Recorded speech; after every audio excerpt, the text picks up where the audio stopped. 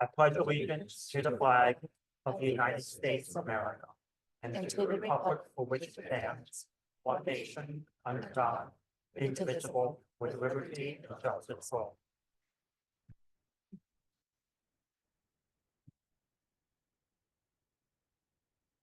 And Mr. Dixon, would you please call the roll?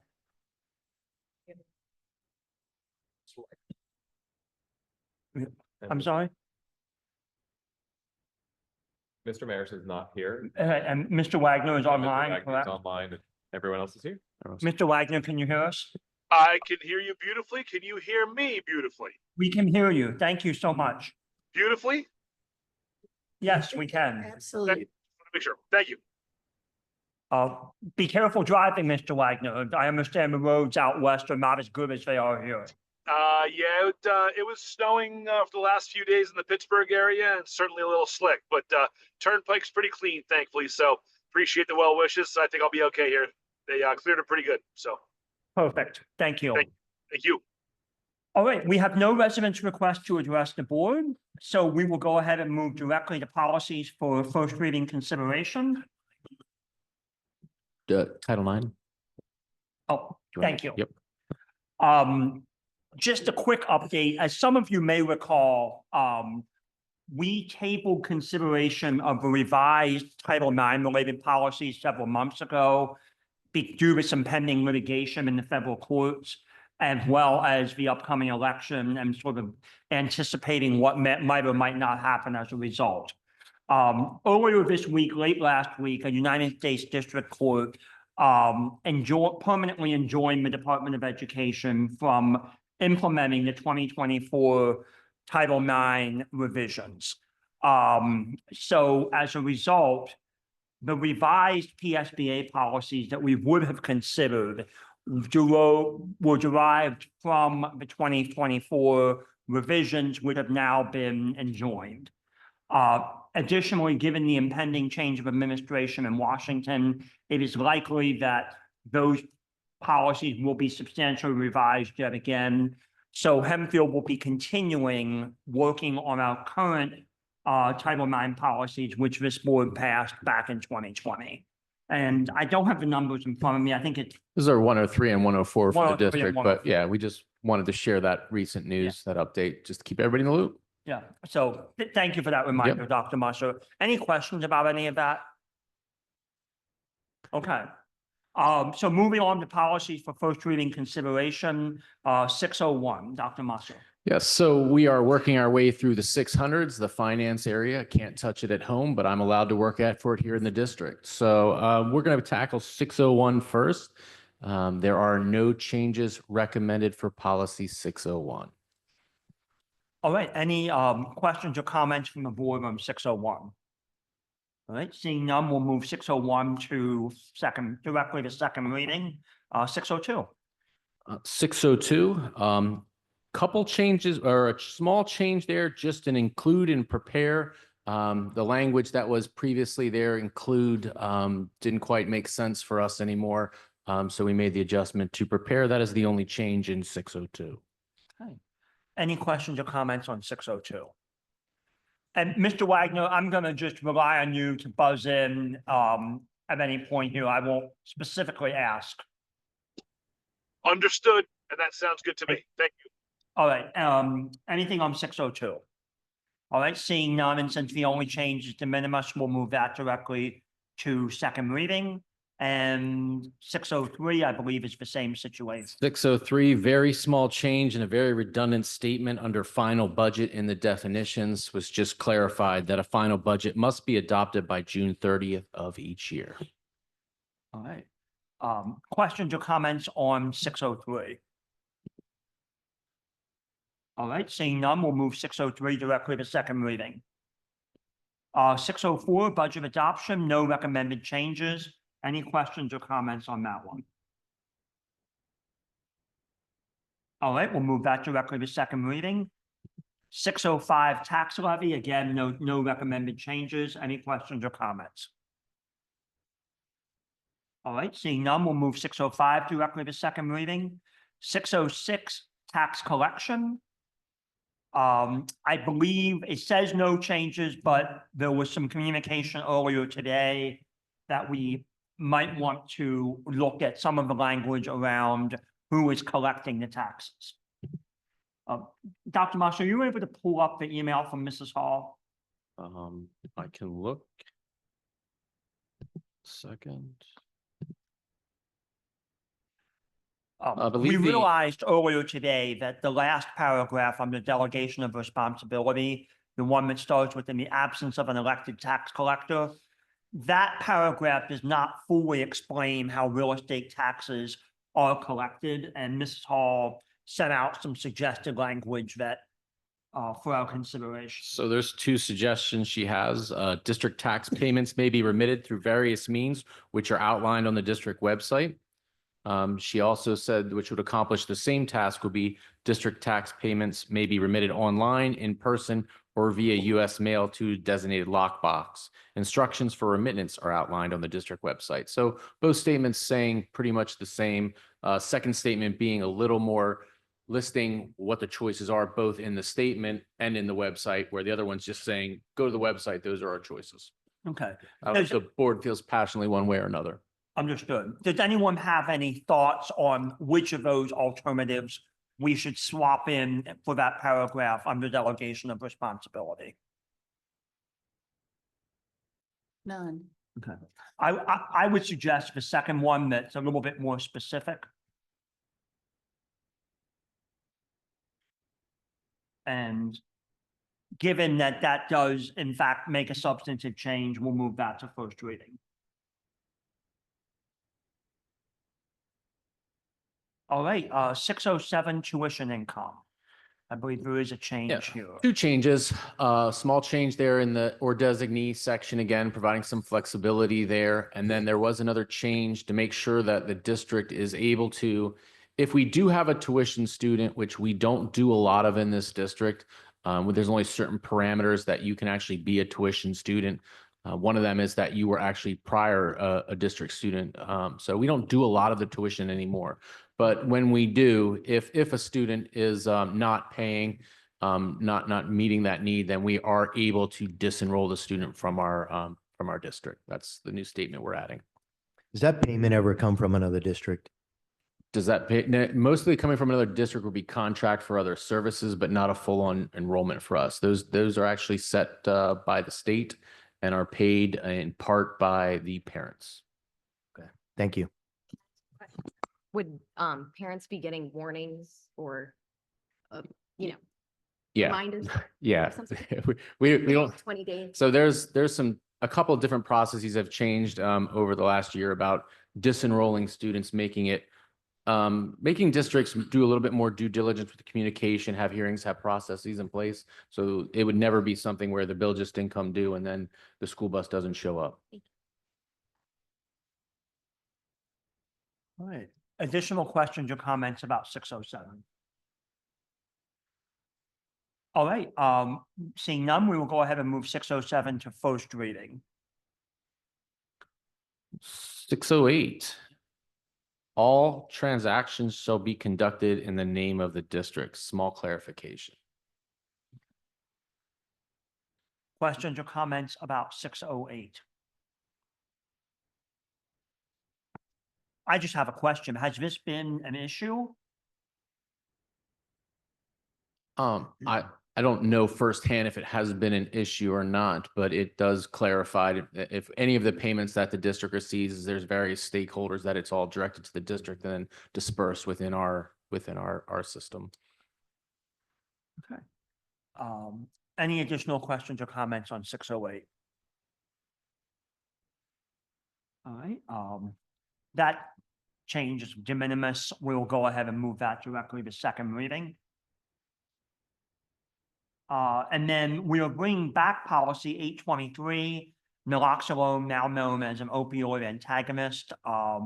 There has been a number of changes here. Dr. Musser, would you like to summarize your work here for the board? So the only new changes from the last time the board has viewed this document, if you scroll up to the top, is the actual adding of the naloxone to the opioid antagonist title. I'll in full disclosure, I was a little hesitant to make that change, but I went through the training with the Department of Health and they actually refer to naloxone and Narcan. And so I know that this is one of the main reasons that this is coming through PSBA. I do actually like the linking it back. It makes sense for our community members and potential staff members that are using it. So that was one of the changes the board recommended, was the naloxone at the top. The other change was at the bottom. It's highlighted where it says about notifying police. We tagged it into, if you keep scrolling right there, there was a section right there that said about tagging or calling the police. We moved that section. Oh, can you scroll down a little bit more, Mr. Graham? I'm sorry. Yeah, right there. So we added that piece there. It's still consistent and all the code pieces are there. So we're still legally compliant. Normally, when we call for medical help and we dial 911, police arrive on the scene naturally. So normally that just happens. So we just put that little claw out to meet the concerns of board members that if law enforcement doesn't respond to a suspected overdose, administration will contact the police and just be in full compliance with the law. So that's the adjustment that we made there.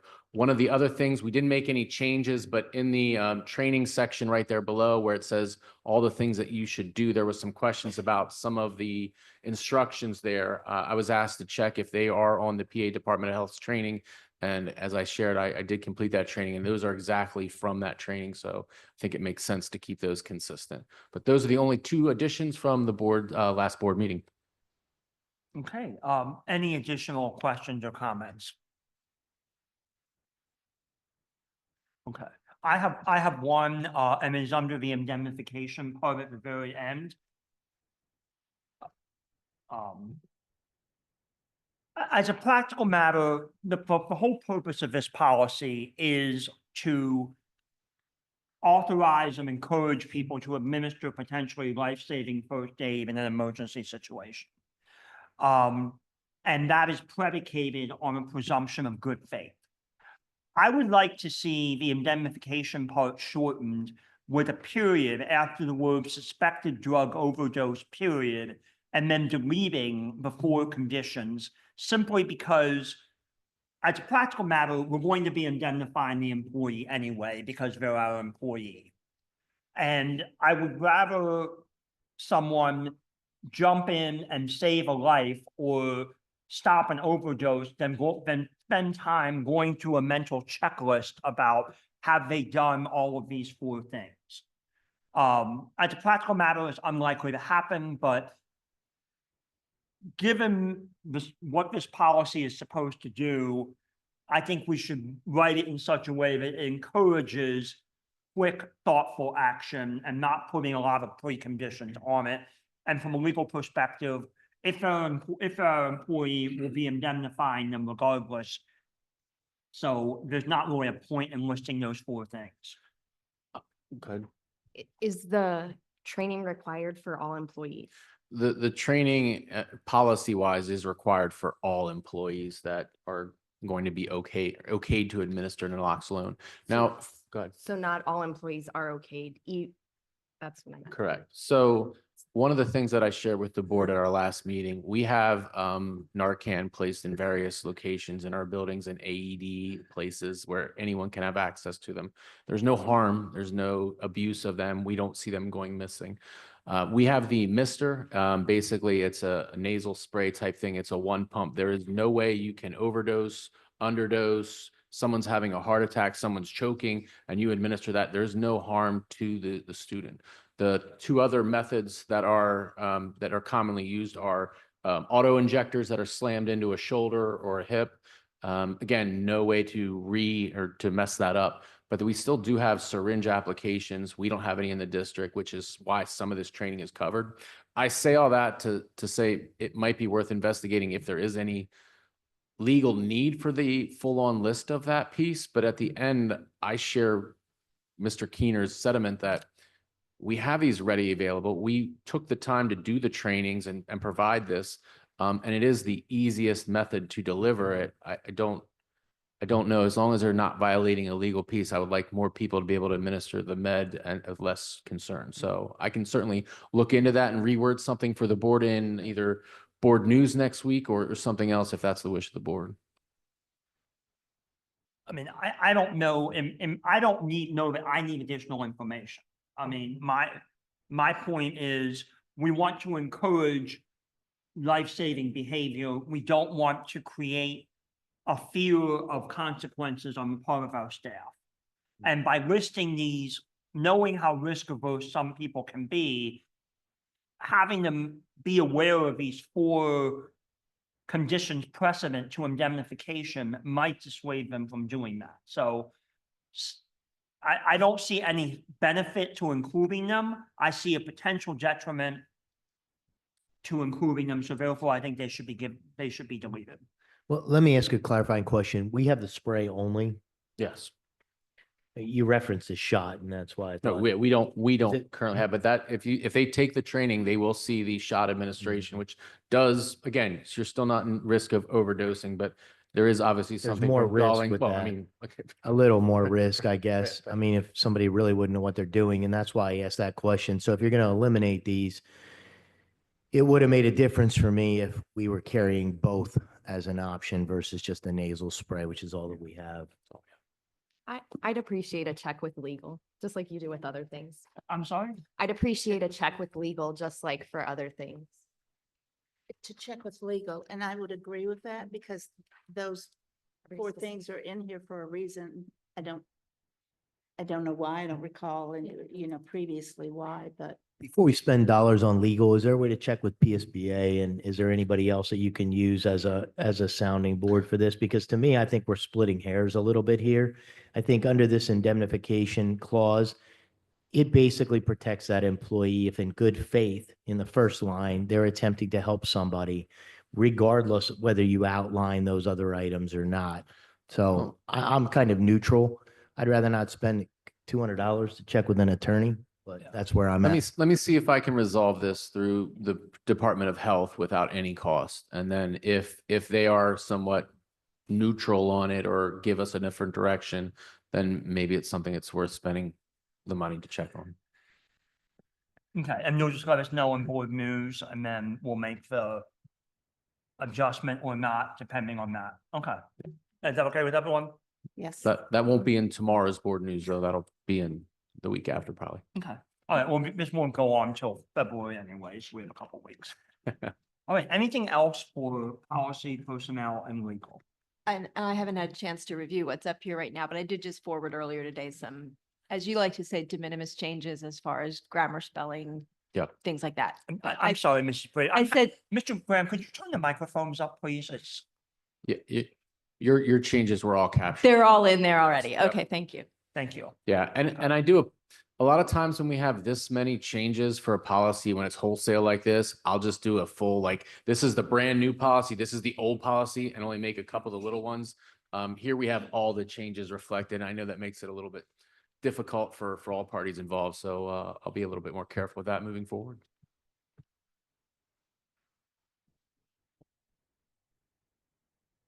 All right, that concludes the policy, personnel, and legal portion of the meeting. I'll now turn it over to Mrs. Johnson for education and programs.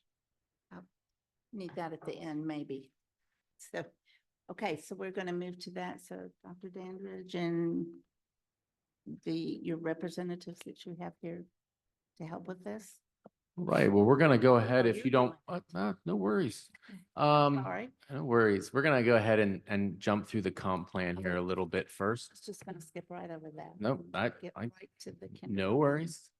So we have been engaging in the comprehensive planning process again. For those of you that have been on the board for a while, if you go to the next process slide, working through some of our planning, some of the data gathering pieces in August and October, as we are required by the state to have certain people sitting around at our steering committee. We assembled those meetings on the October 16th date, November 4th, and the December 10th date. We worked on the mission and the vision. We worked on some it's called an LEA statement that kind of defines a little bit about what our district is and is not and what some of our goals are. And we'll be sharing some of those pieces tonight. But I wanted to share this timeline with you to share that we will be doing obviously our presentation tonight. I do have to fulfill a 28-day public presentation period before we can submit. We have to submit by March 31st. So we're going to be wrapping up a few things. So for those of you grammar checker, speller people, if you see anything in there, please send it our way and we'll get things corrected before anything goes to the state. So again, we are looking for a March 11 approval for the board. So tonight, what we're going to do is we're not going to go through all the details of the plan like previous years. We are going to hit the major goal areas that the team came up with to focus on. And we're going to go through our mission and vision, and we're going to hit a little bit of our shared values. And then if you have any questions for the goal sections, if you just want to wait till the goal section is over, ask them of that goal section before we move on. That'd be helpful because there are 3 different goal sections. I have a general question. Are the changes that you've made from the last approval of this highlighted in here? Because I can't tell. No, Or is I this will. the original document from before that you're going to be working with? No, this is a Because this brand. looks different. This to is a me. brand new presentation. Okay. Yeah. How do I know what was changed from last time to this time? You didn't do that? No, Did it change? there's Okay. changes that you'll hear in the presentation. I've highlighted the changes that you'll see in the shared values. Okay. But the plan itself is generated each 3-year cycle new. Okay. So with that said, we'll jump to mission to answer your question a little bit, Justin. We'll jump right to mission statement. So I was helping to oversee the mission and the vision for the new plan. When we went into this process, we didn't dislike what we currently had, so we weren't looking to throw it out and start over. We were really looking at what we have, what we need to change, and evaluate it and come up with a plan to move forward. So if you look there, there's not a huge change from the mission from one to the other. We really just tweaked it and gathered feedback from everyone, and this is the proposed mission for the new plan. If you move forward to the vision, there was a suggestion from one of the groups that our vision should be catchy. It should be easy to remember. It should be something that rolls off your tongue. So if you look at the current versus the proposed, we are looking at learning together, shaping tomorrow as the proposed vision moving forward. And as I share with the group as we're working through this, sometimes we get into wording and we keep redoing things, and it gets. This doesn't mean that this has to be our mission and vision for the next 10 years. We try not to make a bunch of changes, to your point, in some of these areas, but we really did kind of strive to have a little catchy, something that everyone really does remember, because even our vision was kind of intended to be that way. It still didn't quite resonate with our, I would say, our community and even our staff. We think this is a little more catchy. I would say too, I saw in a social media post from another school district, a class that is given at the high school about education.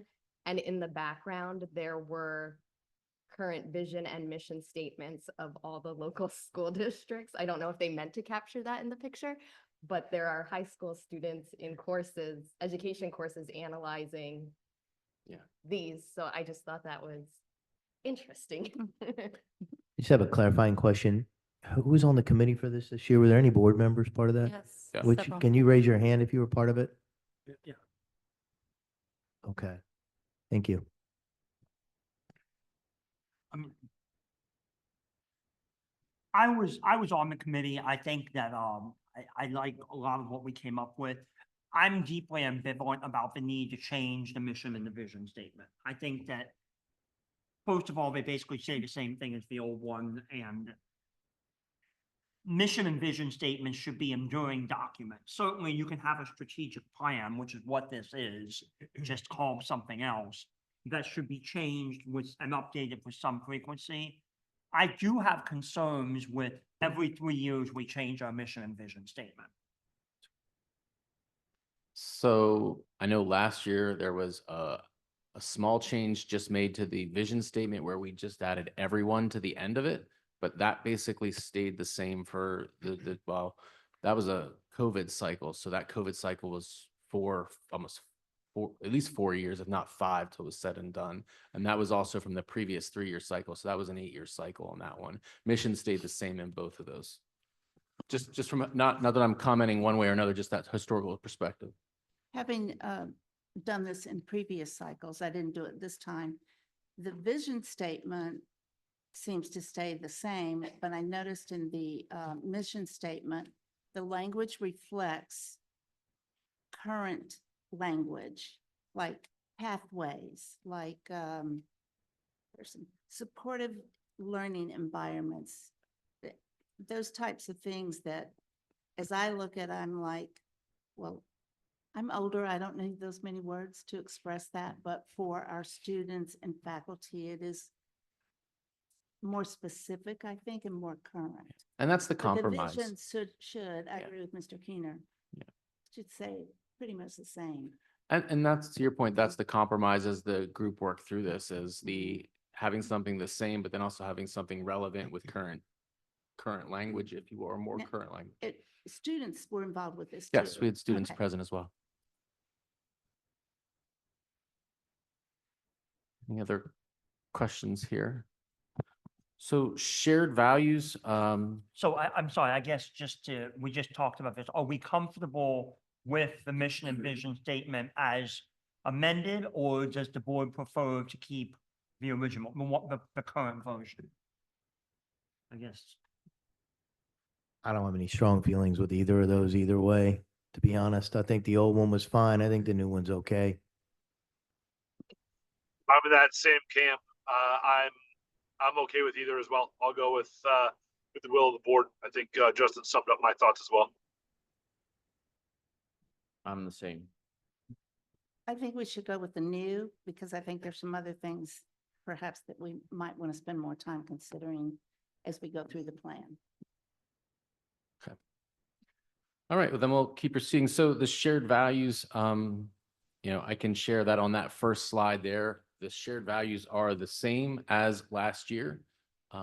Maybe a small tweak here and there from a language perspective, but mostly all the same. If you go to the next slide, the thrive because of dedicated, empathetic, and transformational students, parents, and staff and community members.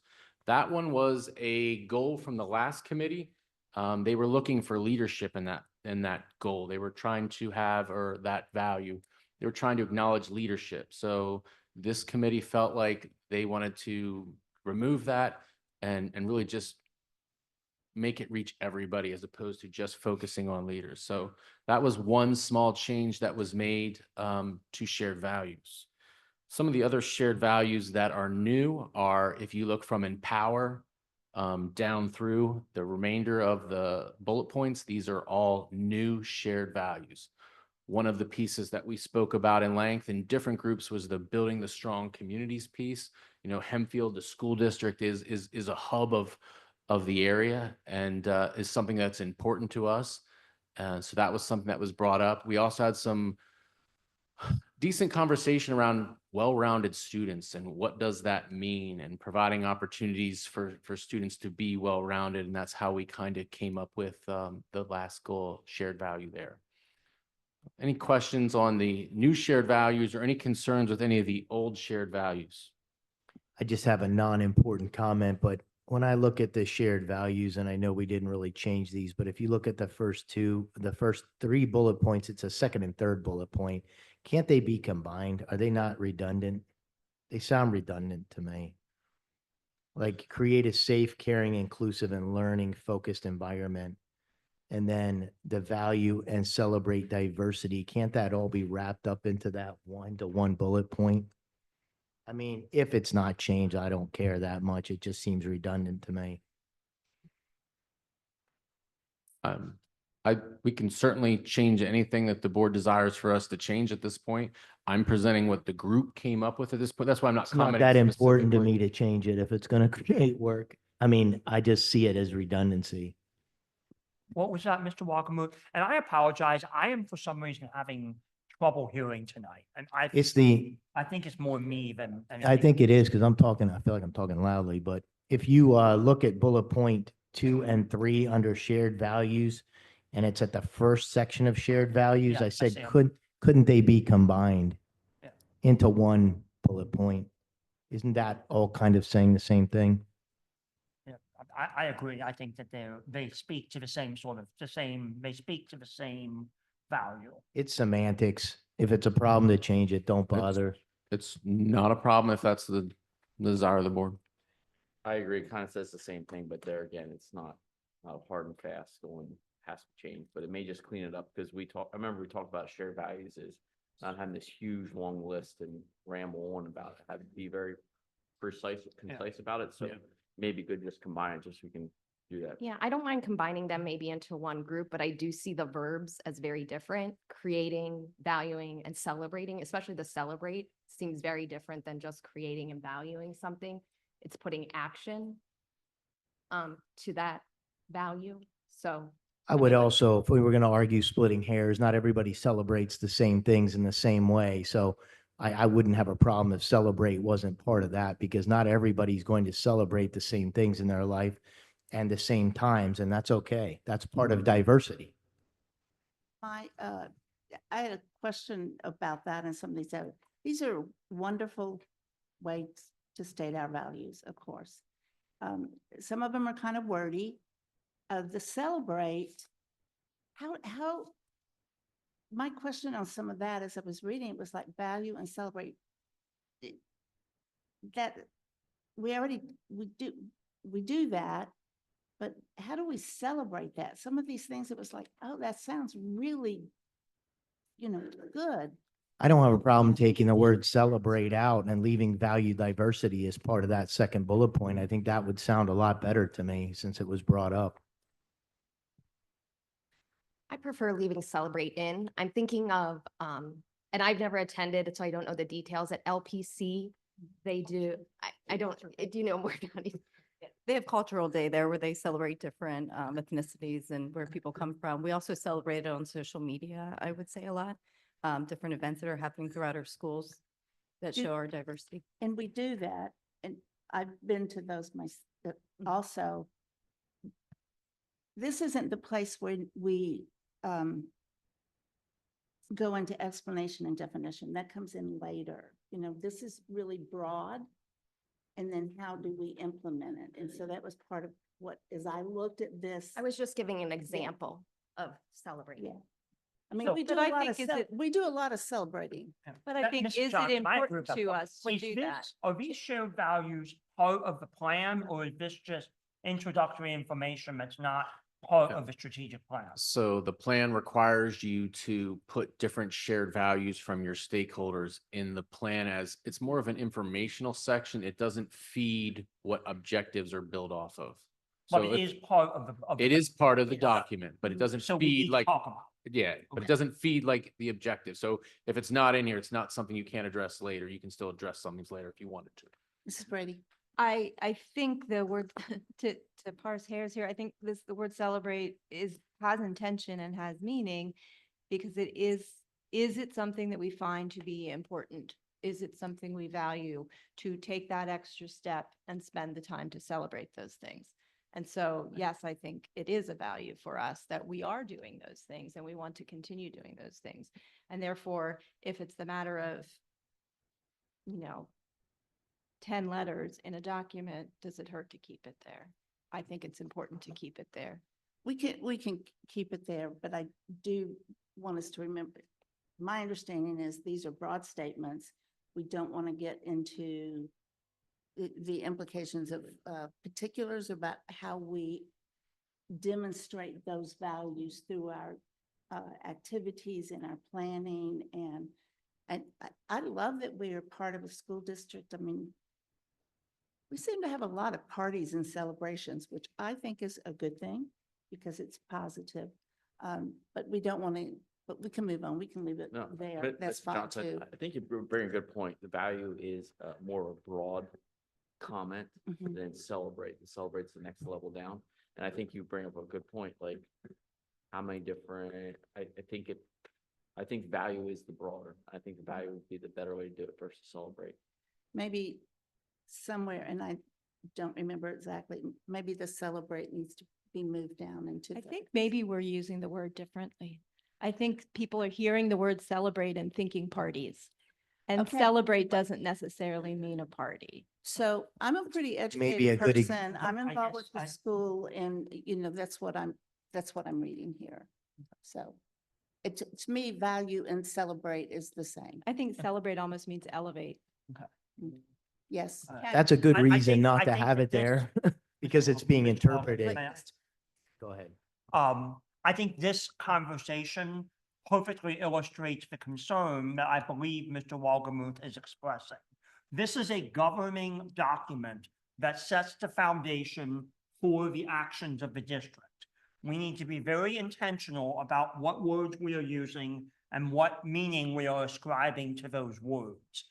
The fact that we have now had a 10-minute conversation around what the word celebrate means suggests that maybe it is not a word that belongs in a governing document if the governing body can't even agree on what it means. That's exactly where I was going. Pardon me? That's exactly where I was going. Thank Yeah. you. If we can't figure out what We the can word also agree means. that we value things. Value is a term that has an unambiguous meaning. Celebrate is a term that has a deeply ambiguous meaning, and therefore, in my opinion, putting sort of my words hat on is probably not something that should be in a governing foundational document. How about we move on and think about, it has to be done by March? Is that what you said? Yeah, so I know you don't want to drag No. this out, but for the purpose, I Nope. think at this time, we should go ahead and move through the document. So we'll continue to move see. through the presentation, but Well, I have we I made a think, decision? I think what We I'll made a decision to do think about it. is maybe try it both with it in and out. I do have a little bit of time and maybe that's something that I can share and if there's strong feelings one way or another, but that way it clarifies, it ties them both together because I think tying them both together might have some impact on that as well. So let's start there and we'll move through the rest of the document as requested by Mrs. Johnson. All right, so something like our mission and vision, we were very cognizant of not making major changes in the goal areas. The things that we're addressing are big things for school districts to tackle. So we didn't have willy-nilly goals that change every 3 years. So the last 2 cycles now, we've had just 3 goals, or this will be the second cycle, where we've really focused on some of the core pieces to what we're doing. And those goal areas you can see there above, and I'm going to invite some of the goal member leaders up to the table here. They can have a seat at the mics. They're going to go through their different presentations of their goal areas. But we continue with our curriculum and assessment and our reducing barriers and our operational excellence as we're working on some building projects and other things that the board's quite familiar. So with that said, I will start with Jason and Kathy to talk a little bit about the curriculum goal. This year, when we broke up the curriculum, instruction, and assessment into strategies, we have one for curriculum, one for instruction, and one for assessment, which isn't how the old one looked. So the first area is specifically to strengthen standards-aligned curriculum. As you know, we have a 6-year curriculum cycle that we're constantly working through. So as each new department gets to that phase where they are rewriting curriculum, we're ensuring that those curricular units are aligned to the standards. We're continuously reviewing and updating the curriculum based on assessment data, classroom data, and teacher and student feedback. So as departments move through the cycle, just because they're not in a writing year doesn't mean that we're not looking at curriculum, because we're constantly looking at what should we be doing to revise and update. And then the last step says integrate curriculum across content areas to capitalize upon natural connections. And that's where we want to be really intentional in our planning. So for instance, at the elementary level, they've been working through Wit and Wisdom because ELA was curriculum implementation this year. Next year, both music and art are working on writing curriculum, and they're looking at their curriculum through a lens of Wit and Wisdom in that program involves a lot of art and music. And so now they're looking at, okay, how can we connect those things so that students are seeing those connections? The second strategy deals with assessment. With this one, we're really focused on 2 things: quality of assessments and using them. So if we're giving assessments and then not doing anything with the data we get, there was really no point in giving the assessment to start with. So the first step really focuses on the quality of the assessments, making sure that they reflect mastery of the unit essential questions and student competencies. So we want to go back to what did the curriculum say, what are the standards based upon, and then making sure that our assessments match that. Steps 2 and 3 really focus more on what we're doing with them and how we're using them. As you know, we have new STAR assessments this year that we're giving multiple times throughout the year. This week, the next 2 weeks, I have data sessions where we're working with teachers to analyze that data, using it to guide their instruction. What are we doing during intervention time to improve learning outcomes for kids? And that's what you see reflected in these 2 goals. Making sure we're using those curriculum-based assessments to look at identifying strengths and areas of growth for our curriculum. Are there areas where we're seeing students not perform as we expected? We have to go back and look at our curriculum, make changes to make sure they are. And then using state testing, our own diagnostic and benchmark testing to make sure that we're improving student outcomes. And then our third strategy is related to instructional strategies. And in this one, we broke it down into 3 steps. The first one is because our students are using technology constantly, we want to make sure that they're using it in a responsible way. So that's about providing instruction in media literacy and digital citizenship.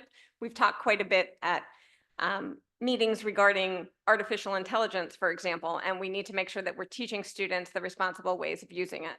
The next one continues to use the 4 C's of instruction that encourage creating, collaborating, thinking critically, and communicating. And then the last one is about improving student engagement and having professional development to help teachers utilize those kinds of strategies in their classroom. Any questions for goal area 1? And each of the goal areas, like Mr. Keener, to your point, like this is the heart of the document. Like this is going to be on the district's 1 sheet, guiding instructional decisions, guiding financial decisions. And so this is the quote unquote real work, if you will. I did want to share that each group was made up of board members were in each group. We did have community members and students part of each group, and as well as other district faculty and administration. So just so you know where some of this work is coming from. But any questions for goal 1? I just have a statement, and I don't want this to be taken the wrong way. It probably will be, but I'm going to say it anyway. I don't know if this is the right place, and it's more of a question/statement, to consider weaving in something around making sure that our focus on the curricular doesn't get distracted by all the shiny lights. And I explain that a little bit. Sometimes I think we offer so many different things of a smorgasbord of opportunities, which I love to be able to do, but there's a fine line between offering so much and then not doing certain core things well. I don't know if this document's the right place for that, but I feel like as part of a goal, something I'd like us to see is to revisit and refocus the need to have everything for everyone and be everything to everyone at the expense of getting spread so thin that we're missing out on some of our core items related to our education. And I don't say that as a criticism. I just say that as something I'd like you to seriously think about in the coming years, whether it belongs in here or not. And the reason I say that is because when we go through our scores, I think we all believe they could and should be stronger. And I know we're working towards that, but I would just ask that that be part of consideration moving into the future, that we look at not getting distracted by offering everything to everyone, but make sure we're doing the core things very well first and foremost. Yes. I think to Mr. Walgamuth's point, again, this is the strategic plan, and this document should drive all the decisions of this board and the administration and the faculty. So if that is a goal of the board, that is to concentrate resources, focus on core instructional areas, however we define them, then it needs to be enumerated here. If that is not a goal of the board, then it doesn't need to be in there. So, Mr. Walgamuth, I hear your point. I see what you're saying. I think we have to decide if that is a core goal. And if it is, we need to say it. If it's not, then there's no need to mention it. And in fairness, I haven't talked to this with any of the other board members, so you're probably all hearing that for the first time as well. So I wouldn't necessarily expect you to have a thought, but As I'm looking at action step 2, it does say to develop skills needed for post-graduation success. I assume that means core skills, reading, to go back to that old saying, reading, writing, and how to do arithmetic and math and science and at the elementary level and all the way through, because we're not just talking high school. Sometimes when I read this stuff, it's like, oh, we're just talking about high school, maybe middle school, but this includes our very youngest student, our kindergartners, all the way through high school. And I think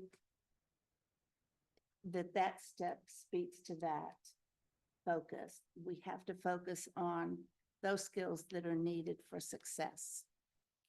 Yeah, so if we go back, there's a description kind of at the beginning of this.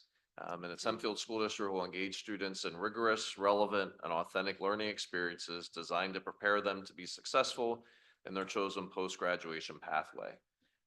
So like that does focus on that rigorous, authentic piece that we're making sure that they are successful, whatever their post-graduation pathway is. I would say too that the first, sorry, I just closed mine out.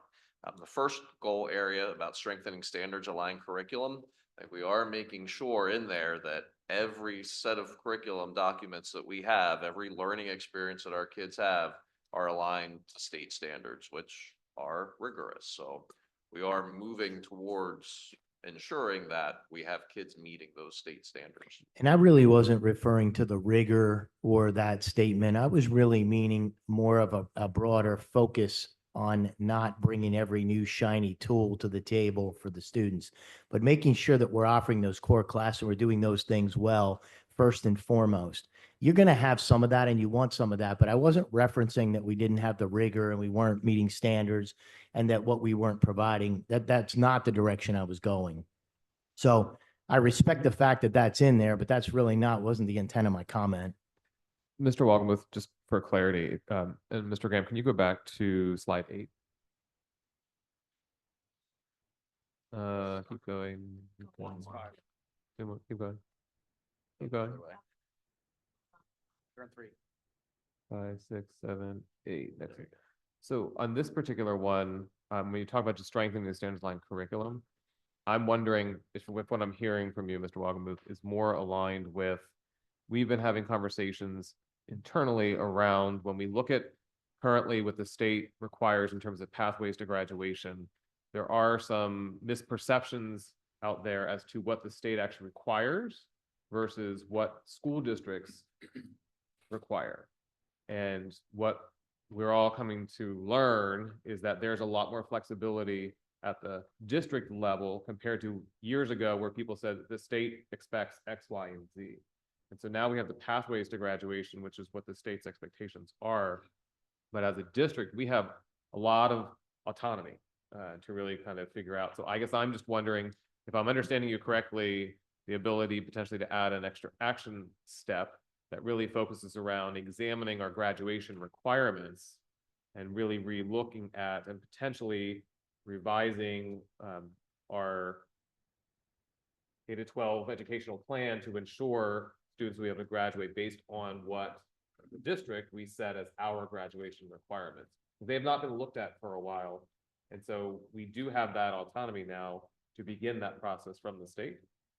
So is that, if I'm understanding, correctly, is that where you're That is going? the essence of what I was referring to. I think my statement was broader, but that's a really good example of that broader statement maybe put into action or something down that line. So yes, it does. Because that would then look at the whole programming standpoint, and then all of this still isn't intact, but that standards aligned curriculum is what would drive ultimately those graduation requirements. Are you also including in that how we utilize our resources and not spread ourselves too thin by offering too much? Sure, and that can be tied to what's required for graduation, and those requirements could be guiding some of that as well. So to Mr. Bomersky's statement, that I agree with you, Linda. That's correct. It is, how do we channel those resources we have and how are we using those as part of that tied into graduation? So I think you both captured the essence of what I'm attempting to share that maybe we could incorporate into this document if it makes sense and the board agrees. So we can add an action step then, looking at graduation requirements to meet that need then. And then ensuring the necessary resources to support those requirements. And as we're doing the revision, may I just suggest / request that we do a track changes version so that when we bring this back, we can specifically see what's been added, what's been deleted, what are the changes from this draft to the next draft? So what I'll do is I'll actually send out all the goals with all that on, because the next thing that'll happen is it'll be the actual document that's generated through the actual program.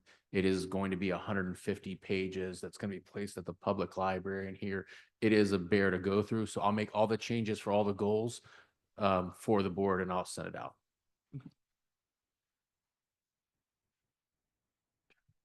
Any other questions for group one? Then we'll move on to goal 2. So goal two is looking at reducing barriers to learning. Our first strategy here is to establish supports to meet the social, emotional, mental health, behavioral, and physical needs of our students. This is very similar to what we had before, but we did add in that physical piece. Again, looking at both wellness and just accessibility for anyone that has a physical need. We want to provide professional development for our staff and opportunities for them to understand the mental health awareness and responding to those behaviors, both in the classroom and unstructured areas such as hallways or lunchtime, where we might see some of those things crop up that wouldn't happen necessarily in a classroom environment. We also want to organize and strengthen our school level intervention protocols so that we are responding for all of these social, emotional, mental health, behavioral needs, and make sure that we provide our school personnel with the resources to support those needs. Finally, we want to partner with agencies and organizations to provide training opportunities beyond what we would do in-house, so that we are sure that our staff and caregivers in the areas of social, emotional, mental health, behavioral, and physical needs for our students are covered, and that they feel educated on how to respond and what would be available to them if they needed resources. I have a question. Aren't we doing this already? Yes, I mean, to Okay, some so, extent, I but mean, always, was there something always that we're looking not to, doing that we no, need to be no, doing? definitely a more of a focus on mental health in this reducing barriers. You'll see attendance, you'll see some other training as we focus more on helping not just our counselors and others, but even staff identify students that need help and culture pieces, even in goal 3 when it comes to safety. Let me get, I don't have a problem with goals not changing, but as I was reading this, it was like, don't we Very do that? Yeah, Or are we to skipping that something? point, so I've been on this in this section for the last 2 comp plans. So Mm-hmm. one of the things that we tried to do as we reevaluated for this upcoming plan was to make sure, like, we've been kind of narrowing down as we've kind of built this section.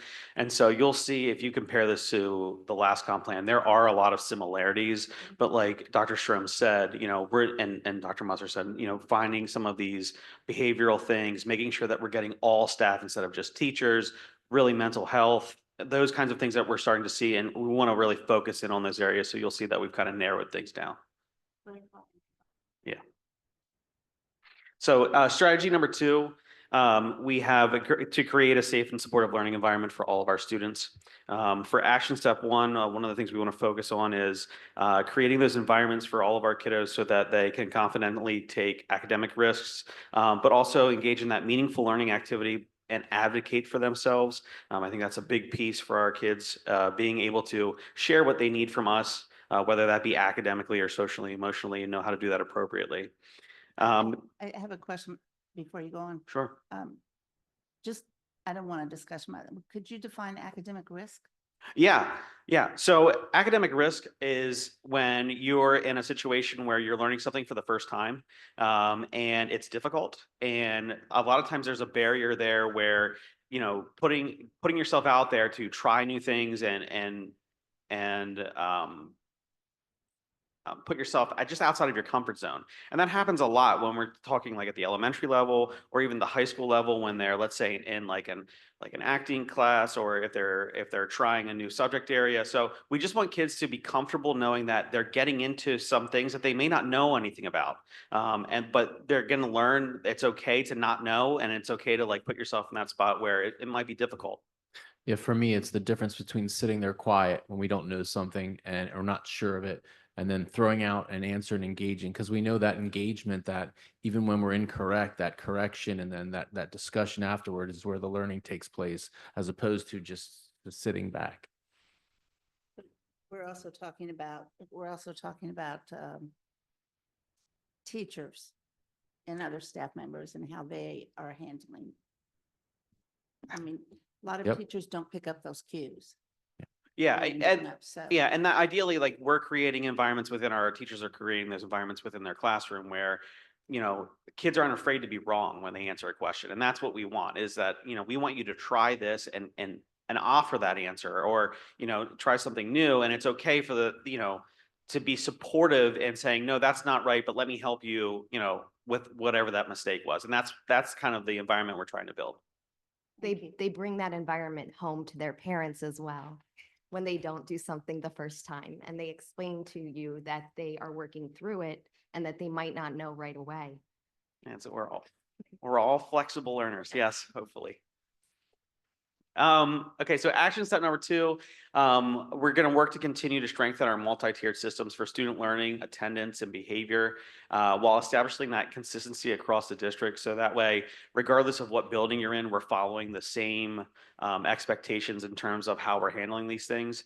For multi-tiered systems, that just means from least intense to most intense. So for example, if we're looking at student attendance, maybe that first tier is just having that phone call home from a principal, then moving to an attendance meeting with a parent coming in, but really just working our way through so that we're trying to support them, whether that be with student learning, attendance, or behavior.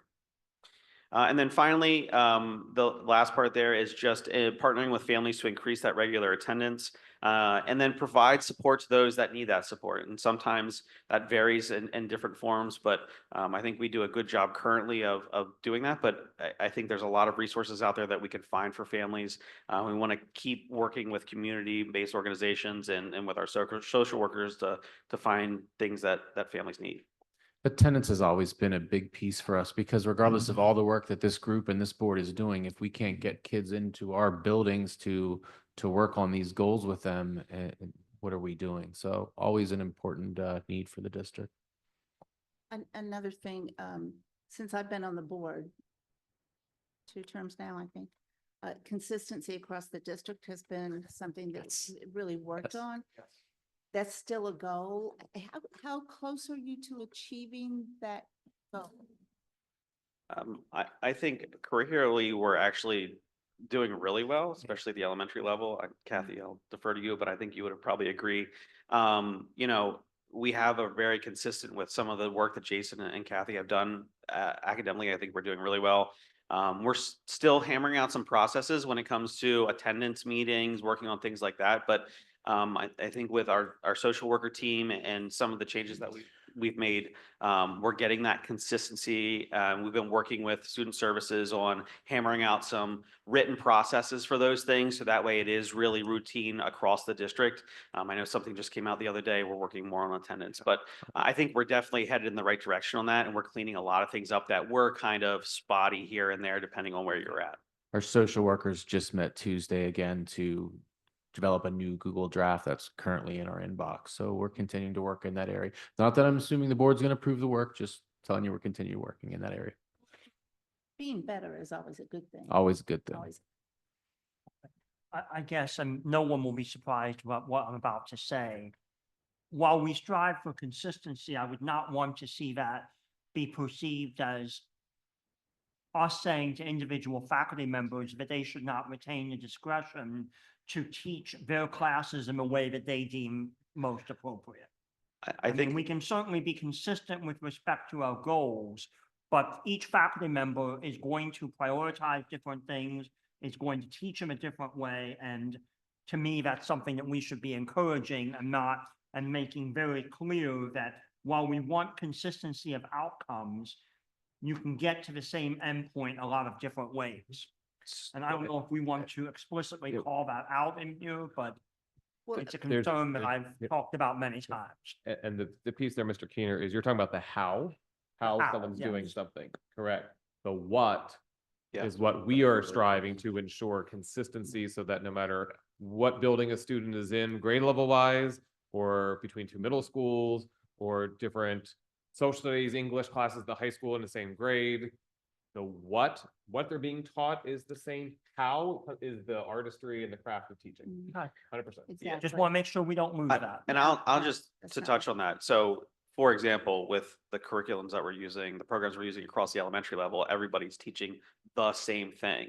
But within their classroom, all of their classes are different. And what we're sharing with them, like we're meeting tomorrow actually, to go over some of our ELA programming. And the message there is, you know, you have this in front of you, but you know what your class needs. So if this section is something you're going to skip today, please feel free to skip it. If this is something you need to double down on, please do. Just as when I'm working with families at the administrative level, I know my families are different and knowing their individual situations. So when it comes to something like attendance, I may know that you have something going on. I might handle it a bit differently because of what I know is happening in your family. So I think having those general guidelines there for us has been really helpful, but we definitely are given the autonomy to go and say, hey, you know what's happening. Feel free to adapt things as you go.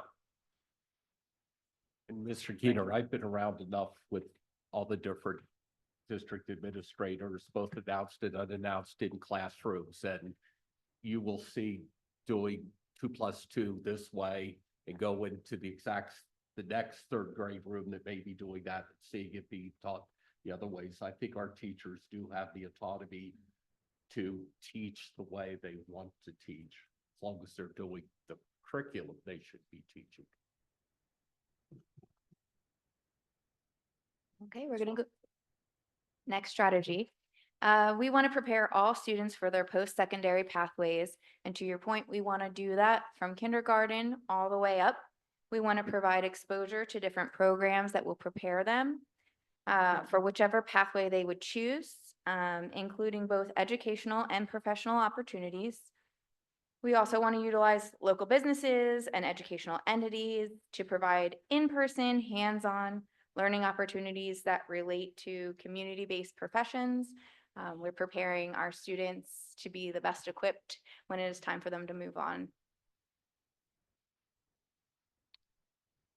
Any other questions for goal 2? I will share right before we go to goal 3 that the local business and tying things together has always been a goal of the district. It's always very difficult to do. Some of it because of, and not to make excuses, but restrictions and clearances and things with kids working in businesses and insurance, but something that we still feel is important to continue to explore. So we'll continue working in that area. Goal 3. So for goal 3, this is our operational goal. I will say, since I've been in the district and working through comp plans, I'm extremely proud that as a district, one of our top goals that we focus on is not only the education of students in the district, but also focusing on the operations. And so this has been in our comprehensive plan the last several go-arounds. This is not common in all districts. So I think this is unique for us, and it does set us apart that we show we have a strong sense of value for not only the education, but the operational components of the district. So as we've been talking about operational planning across the district, we've been talking to you about 2 paths, one path being the high school and one path being everything else in the district. And so from an operational standpoint, goal 3, strategy 3.1 focuses on the high school facility. This includes everything from project design, working through what you will see at the Building and Grounds Committee coming up in terms of the next 14 to 16 months plan for the high school project, in terms of all the work that will need to be done in terms of getting feedback and working with others. Through that high school project is also going to be a communication plan, and then as well as, and just as equally, if not more important, the financial plan. How do you pay for that? So all of that in the first part of strategy 3.1 for goal area 3 focuses on the high school. In strategy 3.2, we focus on everything else, and this is more of getting that we take our existing 3-year plan that the board approved and looking to project that out 10 years. And so we have a long-term facility plan for the district, and then there's work for boards and future boards to know what needs to be done. Part of that then piece is also looking at and monitoring and modifying as needed the plans based on our district enrollment. And making sure we're using those enrollment projections to look at use of space when we look at programming, such as things like full-day kindergarten. If we want to talk about other programs to potentially add to the district, whether it's involving adding new programs from a special education standpoint, adding new programs from a community-based standpoint, we need to look at what's possible within our facilities. Again, a financial plan associated with that long-term facility plan, as well as the communication plan to go along with that.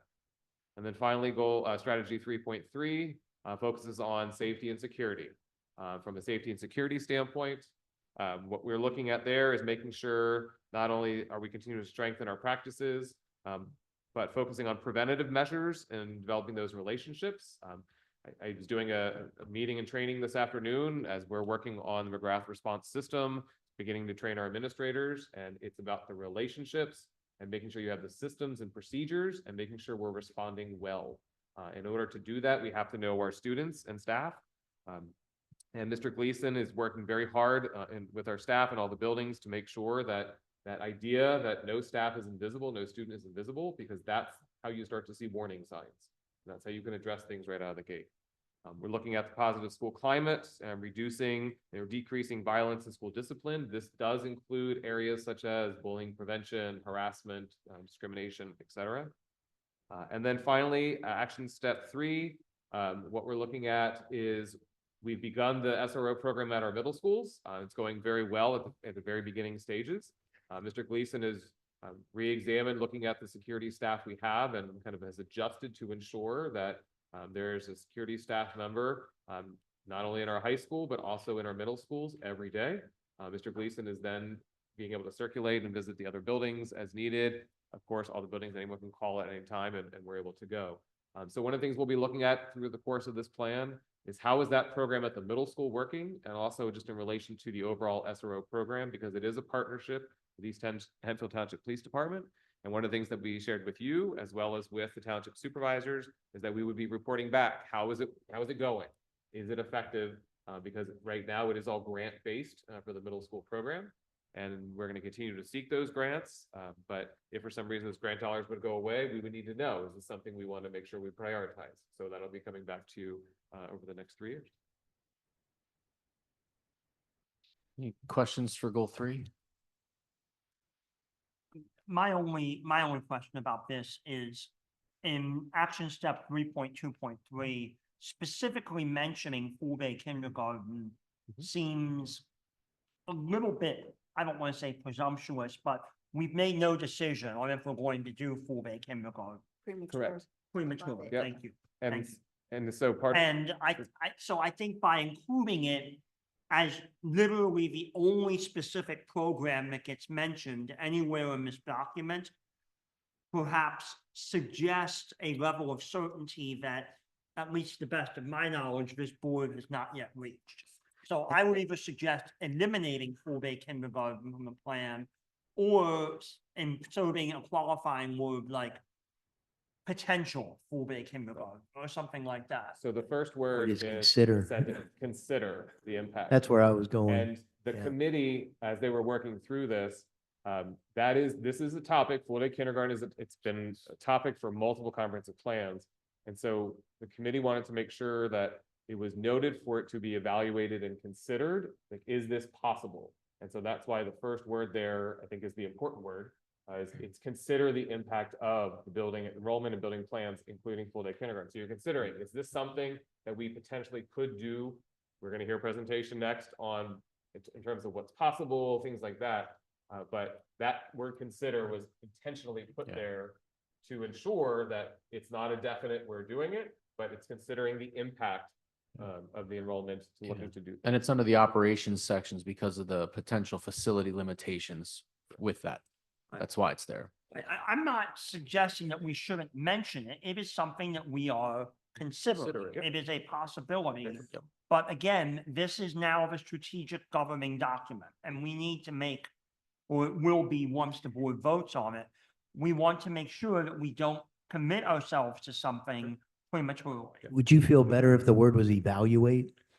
If what? The word consider was changed to evaluate the impact? I mean, I think it's maybe splitting hairs, but they are different words. Does that make you feel better? It's a better word for me than consider.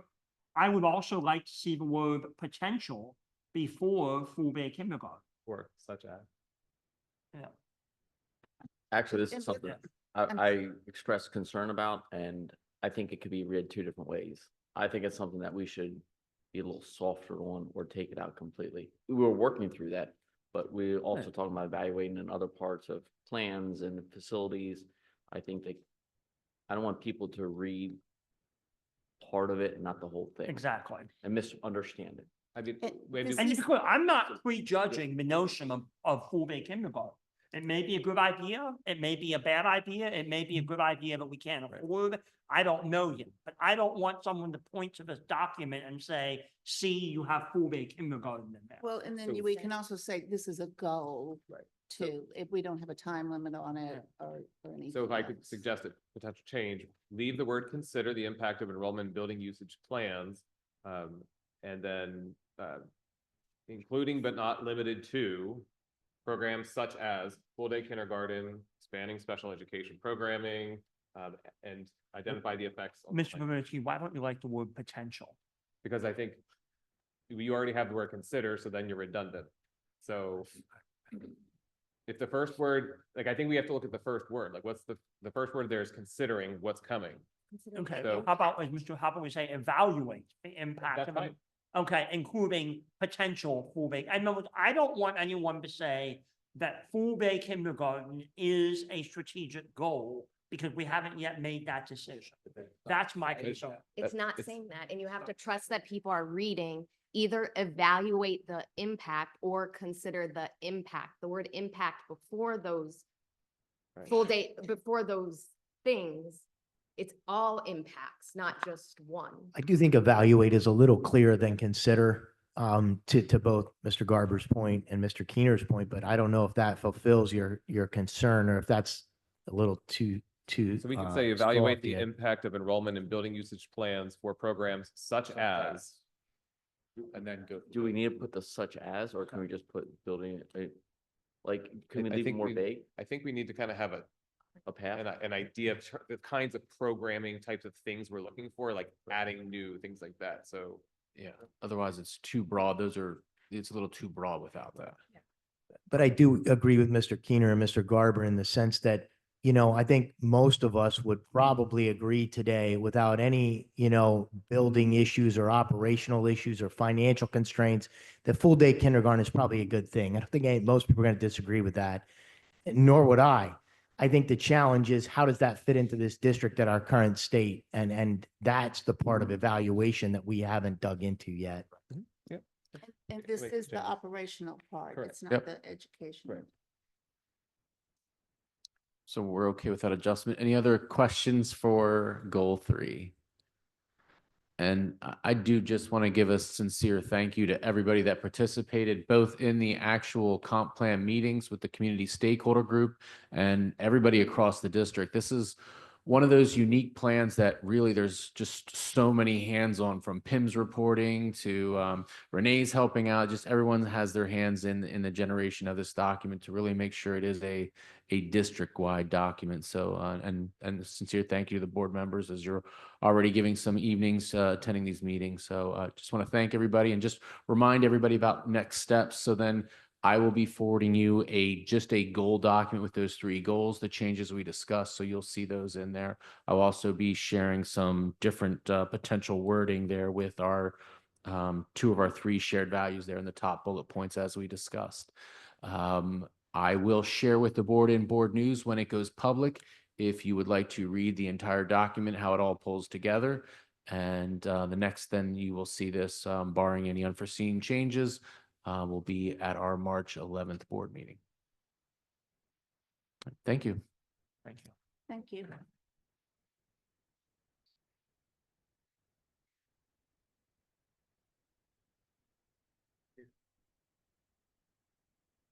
I'm hoping for this next part, as I look out at the administrators that are here, that there are some smiles. Because everybody looks so serious.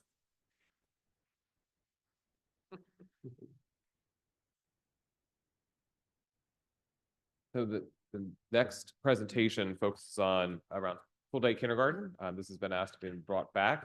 Looking at the time, since we've started at 5, knowing this is a longer presentation, is the board interested in a brief break or just jump right into the presentation? How long do you anticipate this taking?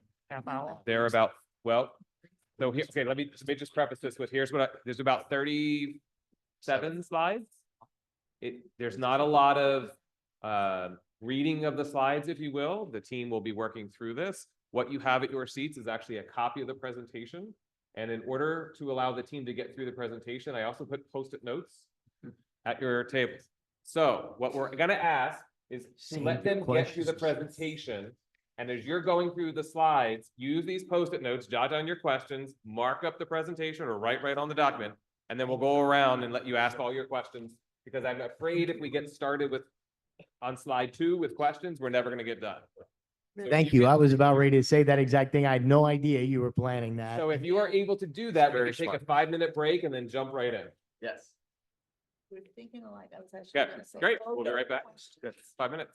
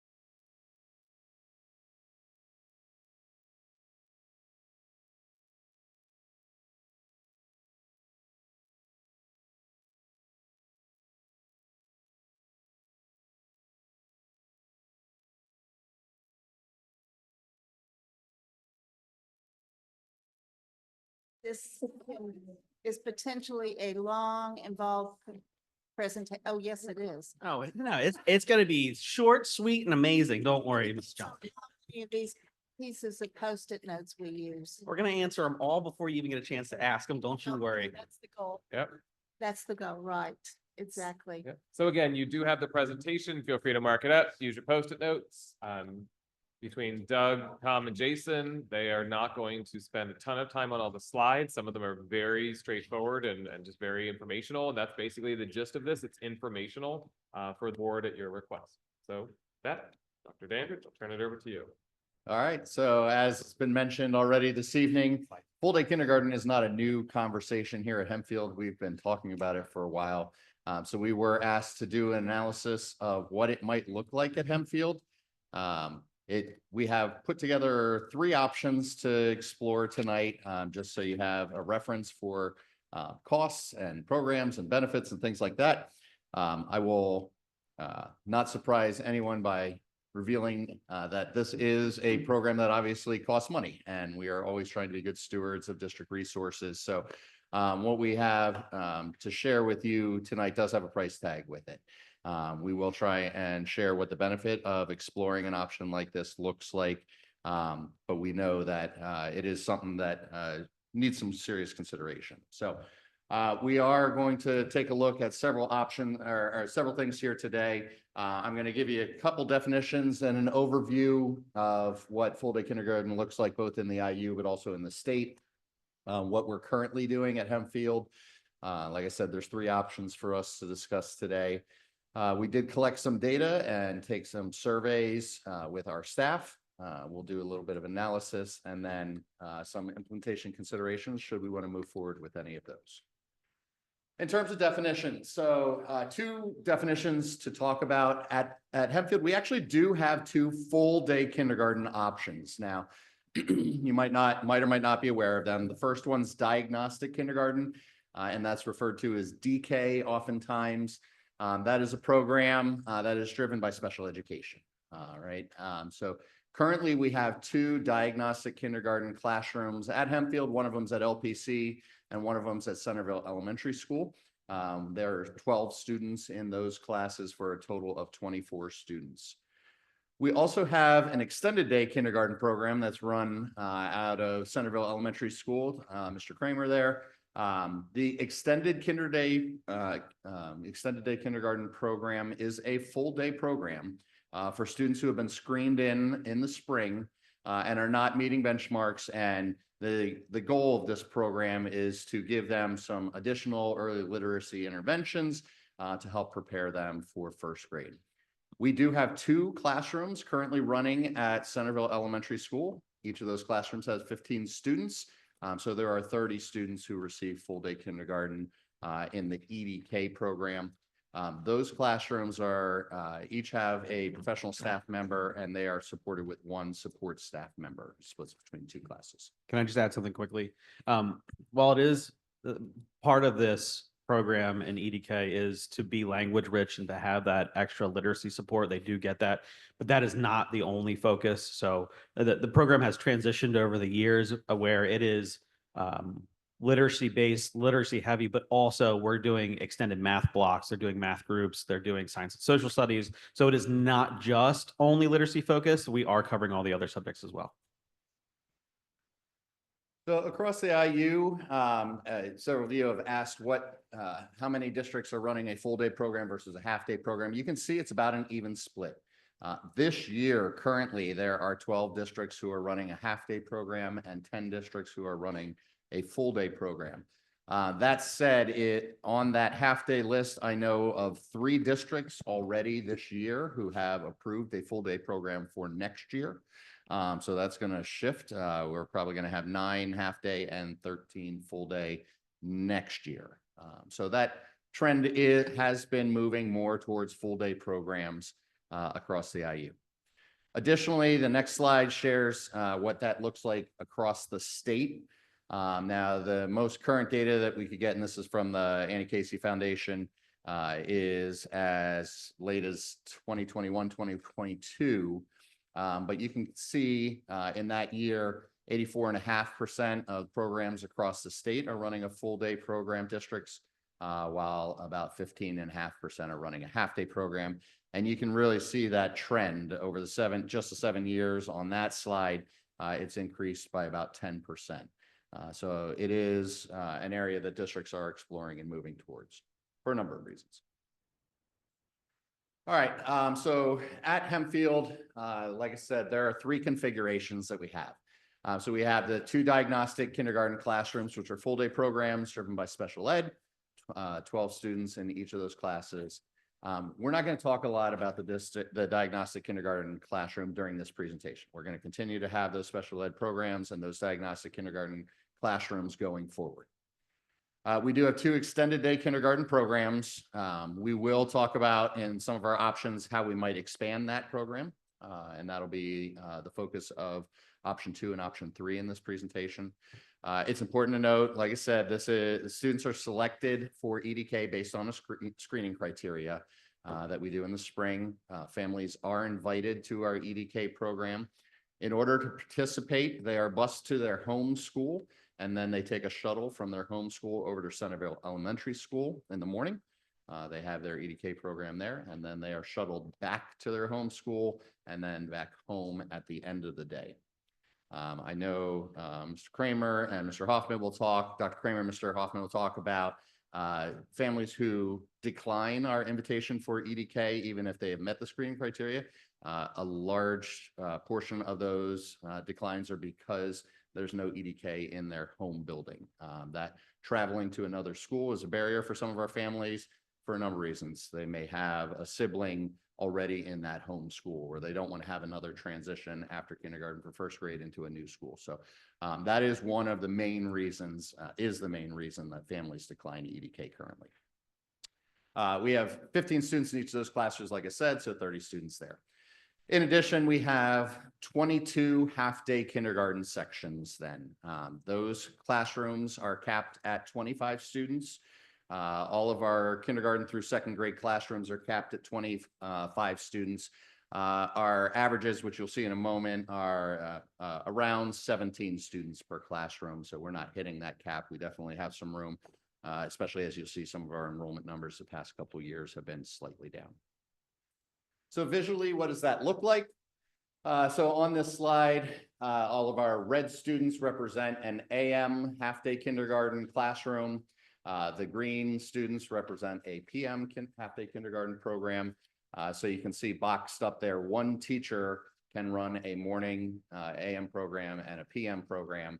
So a red and a green together is one teacher. The EDK classrooms, since they are a full day program, it's just a box around those gold students there.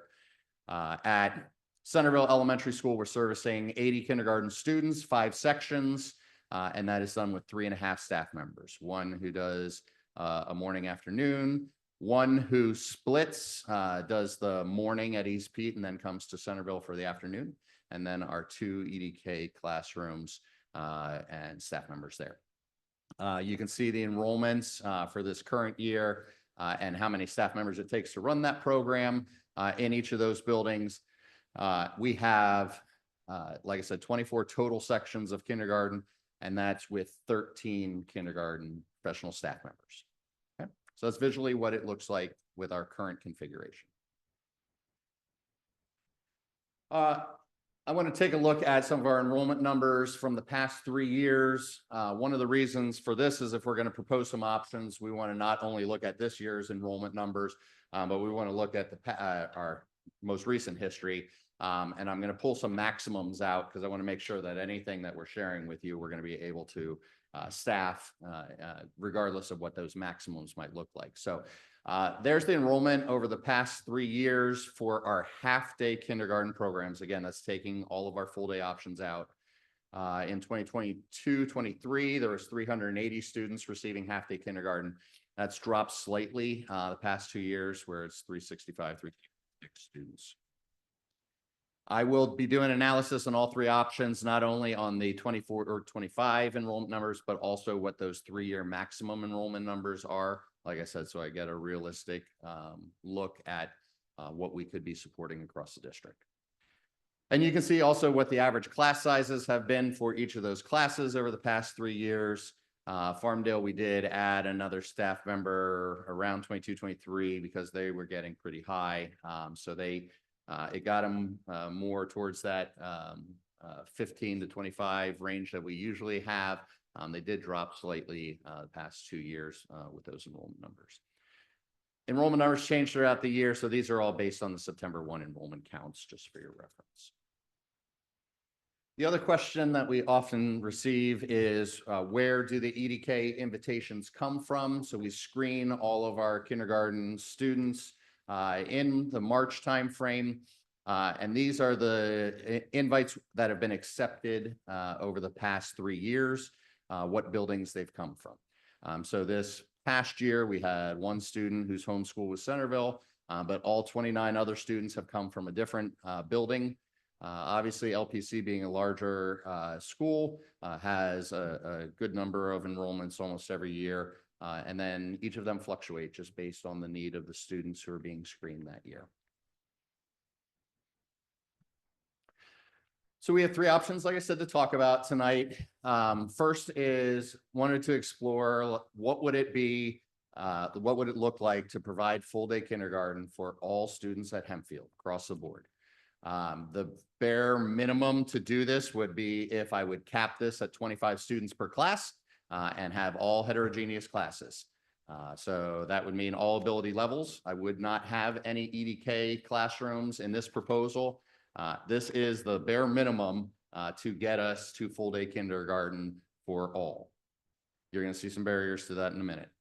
Option 2 in this proposal would be if we can't do full day kindergarten for all, what are some options that we could explore realistically for next year? In option 2, we could add 2 additional EDK classrooms to Centerville. They do have the physical space for this, which would give us 4 EDK classrooms at Centerville.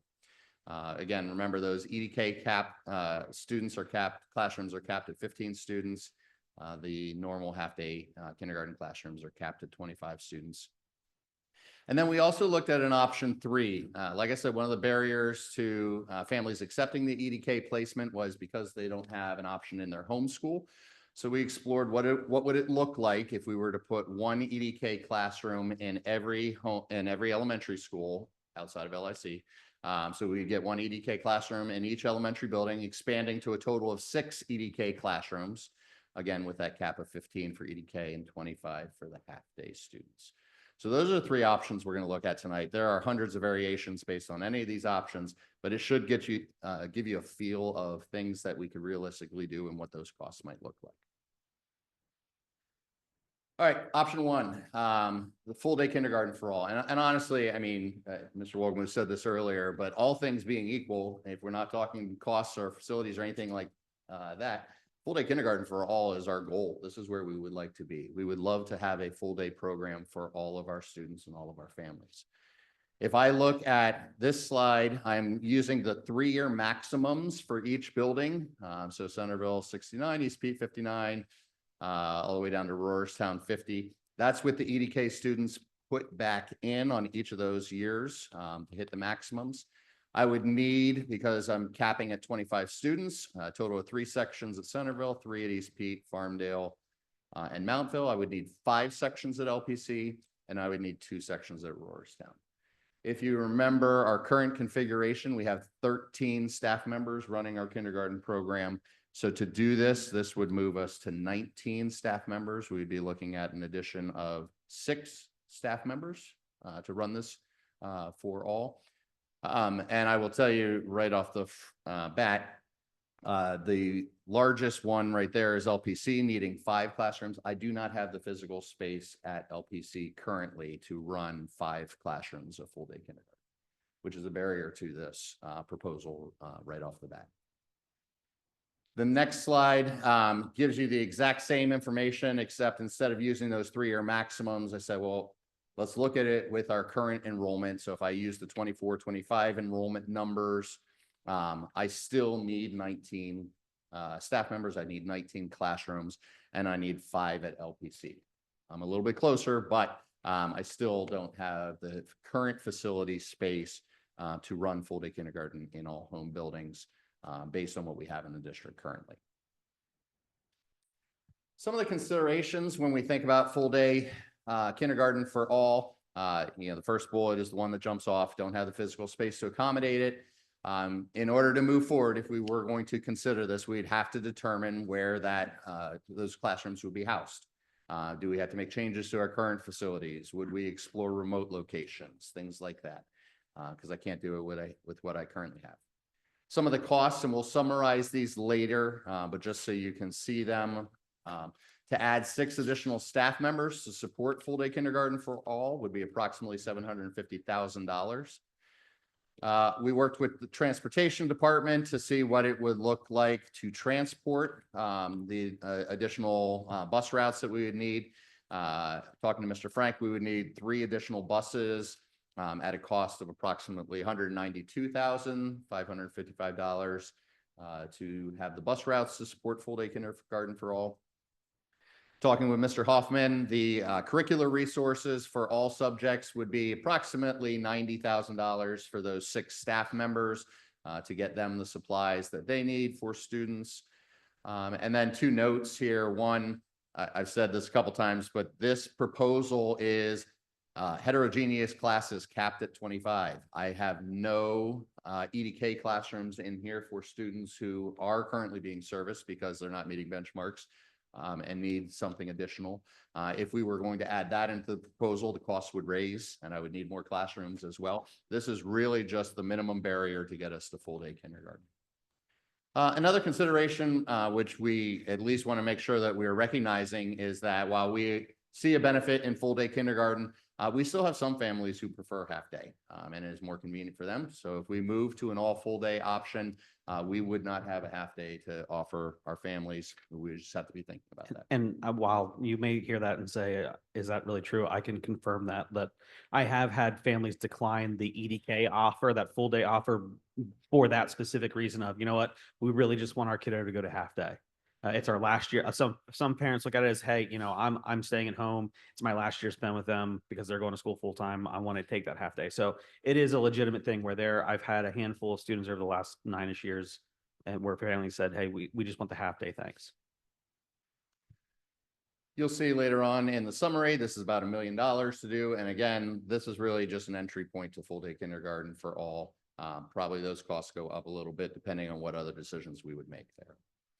Facilities is the biggest thing to overcome and to discuss if we are realistically going to move that in this direction. All right, so knowing that there were some barriers that were very real there and challenges for us as a district, we said, well, what could we do to kind of step forward to expand our full day offerings for our families and do more than we are currently doing? And what would those costs look like? So this option 2 right here, as I said, Centerville Elementary School has some additional space, is already running an EDK program with 2 classrooms. We could add 2 more classes to Centerville Elementary School. So you'll see in this configuration, I've got 4 gold students up there, 4 teachers with EDK classrooms. And then it will require some staff movement, but when you look at our 3-year max enrollment numbers, I can actually staff this proposal with expanding 2 additional EDK classrooms with those same 13 kindergarten teachers, the exact same staff that we have currently. Again, some shifts and we'd have to move people around, but numbers wise, using those 3-year maxes, I can do it with 13 staff members. I also have 22 sections in this proposal, which is slightly less than we're currently running because we're putting more into the full day program. But I have space to run these classrooms in each of the buildings. LPC would need 3 classrooms to run this proposal. Centerville has enough for the 6 classes that I would need there. Same slide on the next one, except just using current year enrollment information. With that, I actually am even slightly under. Instead of the 13 staff members, I could even run it with 12. Which is always great. Again, we're not proposing furloughing staff here or anything like that. I'm just showing you pure numbers. What would it look like to run a expanded EDK program at Centerville? You could do it this year with 12 staff members. One of them travels there between Farmdale and Mountville. Currently, we have one traveling between Centerville and East Pete. All the others would shake out the way that they're on the slide there. Some considerations when we are looking at this proposal. First of all, the number of students who would receive an EDK or full-day kindergarten program would increase from 30 to 60. We're doubling our EDK classrooms at Centerville, so we're supporting more students. It would require one additional support staff member. So like I said, no different additional professional staff. But since I have a support staff that splits the EDK classes, I would need an additional one if I was going to double that. At Centerville, that's a cost of approximately $50,000. Of note, this also would require some additional support staff at Centerville Elementary School. If we think about the support services at Centerville for our English learners, for speech and reading support, if we're putting 30 more students of a higher academic need in that building, we're going to have some additional supports for those students that will be needed. We're projecting approximately the equivalent of one staff member to account for that extra support services there. Talking with Mr. Frank, there would be no additional transportation costs with this proposal. We're already running a shuttle from every home building to Centerville every single day to put a couple additional students on those shuttles. Would not change transportation in any way. We would not need any additional curricular resources in this proposal because it's run with the same number of staff members. As I said, Centerville has a physical room to support those 4 classrooms. It does not solve the concern of offering full-day kindergarten in students' home building. So we do project that we will still have families that are going to be declining EDK. And it might even be more of a challenge because now trying to fill 30 spots, we're going to be trying to fill 60 spots with families that are declining and pushing back on the invitation. So but I'm sure we would be able to do it. And it would require that we would have to work with our kinder staff. We have kindergarten staff. We'd have to reassign some staff. We'd have to make some changes. Some staff members would have to move from teaching half day to full day. So we'd have to have some conversations with them about what that would look like. And the final option that we're going to present here tonight would be what would it look like to expand EDK at home buildings? If that's the greatest barrier to our families, can we solve that for them? So in this proposal, what you'll see is one of those golden students in each home building with one staff member there, and then filling each of the rest with those half-day classrooms. If I'm using my 3-year maximum numbers right there, I can do this proposal with 15 kindergarten staff members. That is 2 more than I currently have, obviously. I need 4 classrooms at LPC, really 3.5, because they're just in this proposal having an afternoon class. But talking to Mr. Swantner at LPC, he is able to staff 3.5 classrooms of kindergarten at LPC, so it is realistic for me to do.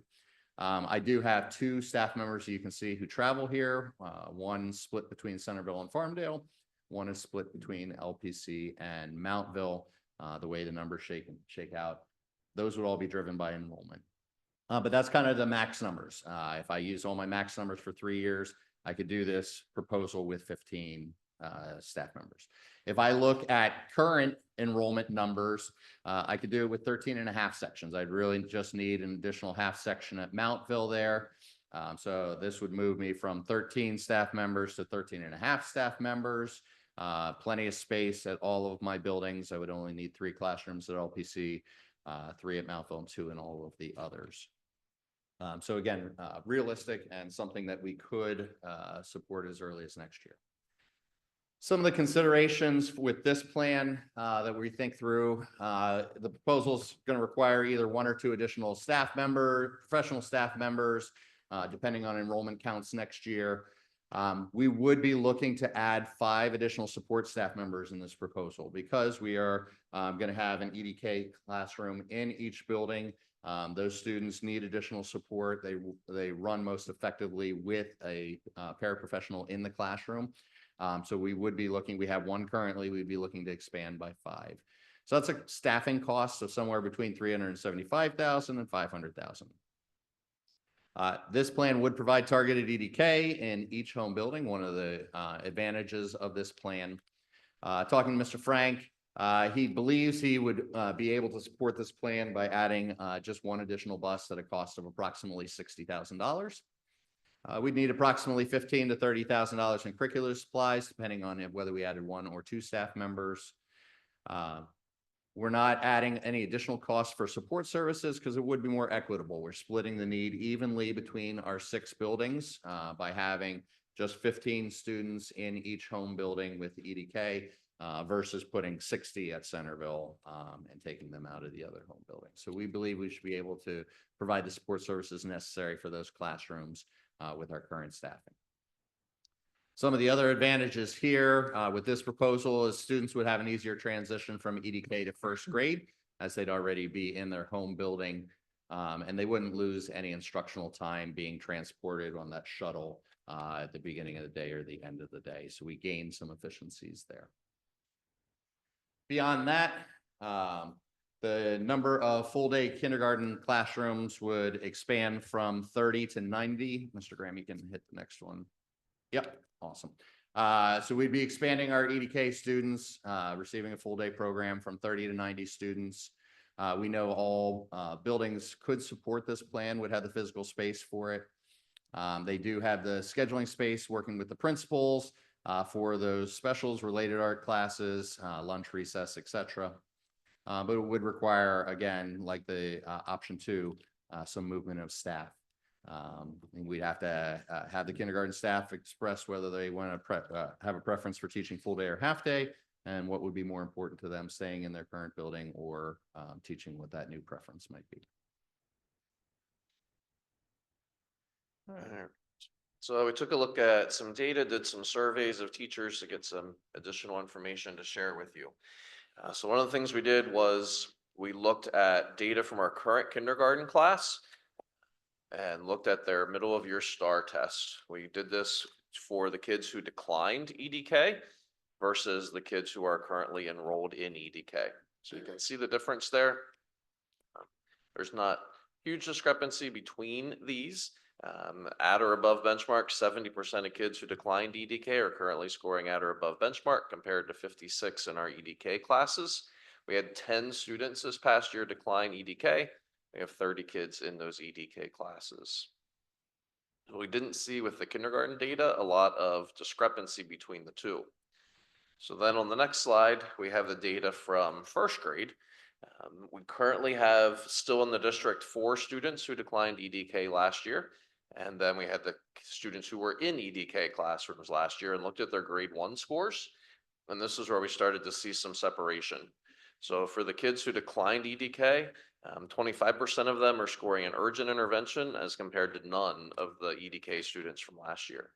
52% of last year's EDK kids are now at or above benchmark in the middle of first grade, compared with none of the students who declined EDK. So what we see is that over time, those additional reading skills that they're getting in EDK are paying off for them as they continue to move up through the grades. And for the kids who declined EDK, while they may be okay at kindergarten, especially at the beginning of the year, as we move towards the end of the year with more complex foundational and phonics skills, those things tend to fall off. We also know at the beginning of kindergarten, kids are learning school. And so there's not as much that we're doing. We tier our instruction in all subject areas so that as we go throughout kindergarten, we're ramping that up. And so it'll be interesting to see what that looks like at the end of kindergarten for those 2 groups. But definitely we see in first grade, definite separation. Then we did a survey of kindergarten teachers, reading specialists, and principals. I'm happy to say that there were 38 people that fit into those categories, and all 38 of them responded to our survey. So we have a 100% response rate for this, which was awesome to see. That also shows kind of the interest and buy-in that our staff have for this topic. So our first question was, should the district expand full-day kindergarten? To see how they felt with that. So strongly agree, 82%. So definitely this is something that our staff also agrees that we should look at. And when you add the strongly agree and agree together, we're at 98% there. We knew going into this that full day kindergarten for everybody. We couldn't do that facilities wise, so we took a look at our other two options, and then the other choice we asked them to rank was no change. So should we add 2 more EDK classes at Centerville? Should we add 1 EDK class in each building, or should we just keep it exactly the way it is now? We asked the respondents to rank those choices, and you can see there in the yellow boxes what their first, second, and third choices were. 1 EDK class in each building was the preferred first choice of 76%. 2 more classes at EDK at Centerville was the second choice of 76%. And then no change was 89% of people's third choice. So again, you can kind of see from our staff's perspective which option they felt was the best. The final thing that we asked was to just get some general feedback from the teachers about what they felt about their thoughts about moving to a different K setup here in the district. What you see here is it's kind of distilled down to 4 main topics that were kind of the themes throughout all of the feedback. Number one, there was a lot of expression of that need for full day kindergarten, how it meets the not just academic but social and emotional needs of students. And one of those other things is the half day program, and I know we talked about this when we adopted Wit and Wisdom, those programs are not made for the half day. So we are kind of shoehorning those programs into that limited time of instruction. That full day that would give that, expanded time to cover all of that. You have the benefit of working families and transportation. Again, that full day option would ease transportation issues. What you may not realize is that while at the beginning of the day and at the end of the day, we bus all of our students, that midday slot. So if you have AM kindergarten at pickup time, you have to provide transportation. If you are a PM, to get your kids to school, you have to provide transportation. So there is that midday slot that is always kind of a rough spot for some families of finding someone or getting to get their kids to or from school. It also allows, like we've talked about, siblings to remain at the same school, reducing that stress on families. It is something I'm seeing more of a theme of. I would say when I first got to the district, I was not having as many declines of invitations, but what we are seeing more and more is families wanting to keep their kiddos at the same school. I know, like my own children, when my son went to kindergarten, they're excited to go to school together, and to say, no, buddy, you're going to go somewhere else. Sometimes that's, it's a rough patch for kiddos. And we actually had one this year who came to us for a little while, and parents decided, you know what, we want to come back to the homeschool to a half day. So that is becoming more and more prevalent of a reason for declining. The increased support for learner needs, having that expanded program would give more access to speech therapy, English learners, reading support, and addressing those gaps in students. Again, with that condensed instructional day, if you're getting speech services or if you're getting reading support, we're pulling you out of that already really short day. For that full day, we have that full hour and intervention block built in. So it allows for that time to do these things. So that would allow for them to not miss any of that core content and really focus on those interventions during their intervention time. Again, that individualized attention for students, they would get more of. And then the social emotional development, extending the school day really provides more opportunities for students to engage in those social interactions with peers. Problem solving, it's super important for their development, especially those kiddos who are coming to us without that preschool experience. Like Doug said earlier, or maybe Jason, that first beginning of kindergarten is really taught, this is what school is and this is how it works. Having that extended day, you could spend more time on that, but also add a little bit of academics so you get that head start on there. So that is definitely a benefit. And it also eases that transition to first grade. Our kiddos that are in half day, they're coming to first grade and they're finally getting their first full day of school. And it is a big difference from that half to that full day. So just the analysis of all of our options here. We have a chart here that kind of compares all 3 of our options. Again, option 1 there is that full day for all. Again, as Doug mentioned earlier, it would require that addition of staff members because we only are running out of 13 right now. The staffing cost would be about $750,000. Transportation, about $200,000. curriculum 90. So a total cost of just over $1 million to add full day for all. But as he mentioned earlier, we do not have current room for that at LPC. So logistically, it's really not an option unless we were to send kids to another building, which is what we're trying to avoid in the first place. Option two is adding those 2 classes, additional classes at Centerville. We would need 15 classrooms, which we can feasibly do. We would need 1 additional staff member, I believe, and an additional support staff member. So the staffing cost there is $175,000. No additional transportation or curricular costs because we already have all of that. So the total cost there is the least of all the options. Again, it doubles the number from 30 to 60 students. It is the most affordable. It does put a bit of a strain on the support services that I have at Centerville, speech and ELD services to be specific, as well as reading support. We would need to consider adding additional employees to be able to have manageable caseloads in those areas. And there would require some staff movement with that as well, because we would need to add 2 kindergarten teachers at Centerville. And then option 3 is adding that 1 classroom in every building. Again, you're looking at 14 to 15 staff members, depending on enrollment. We would need to add 5 support staff members for supporting those classrooms. It is something that with that program, it is really important to have that additional staff member in there, that paraprofessional.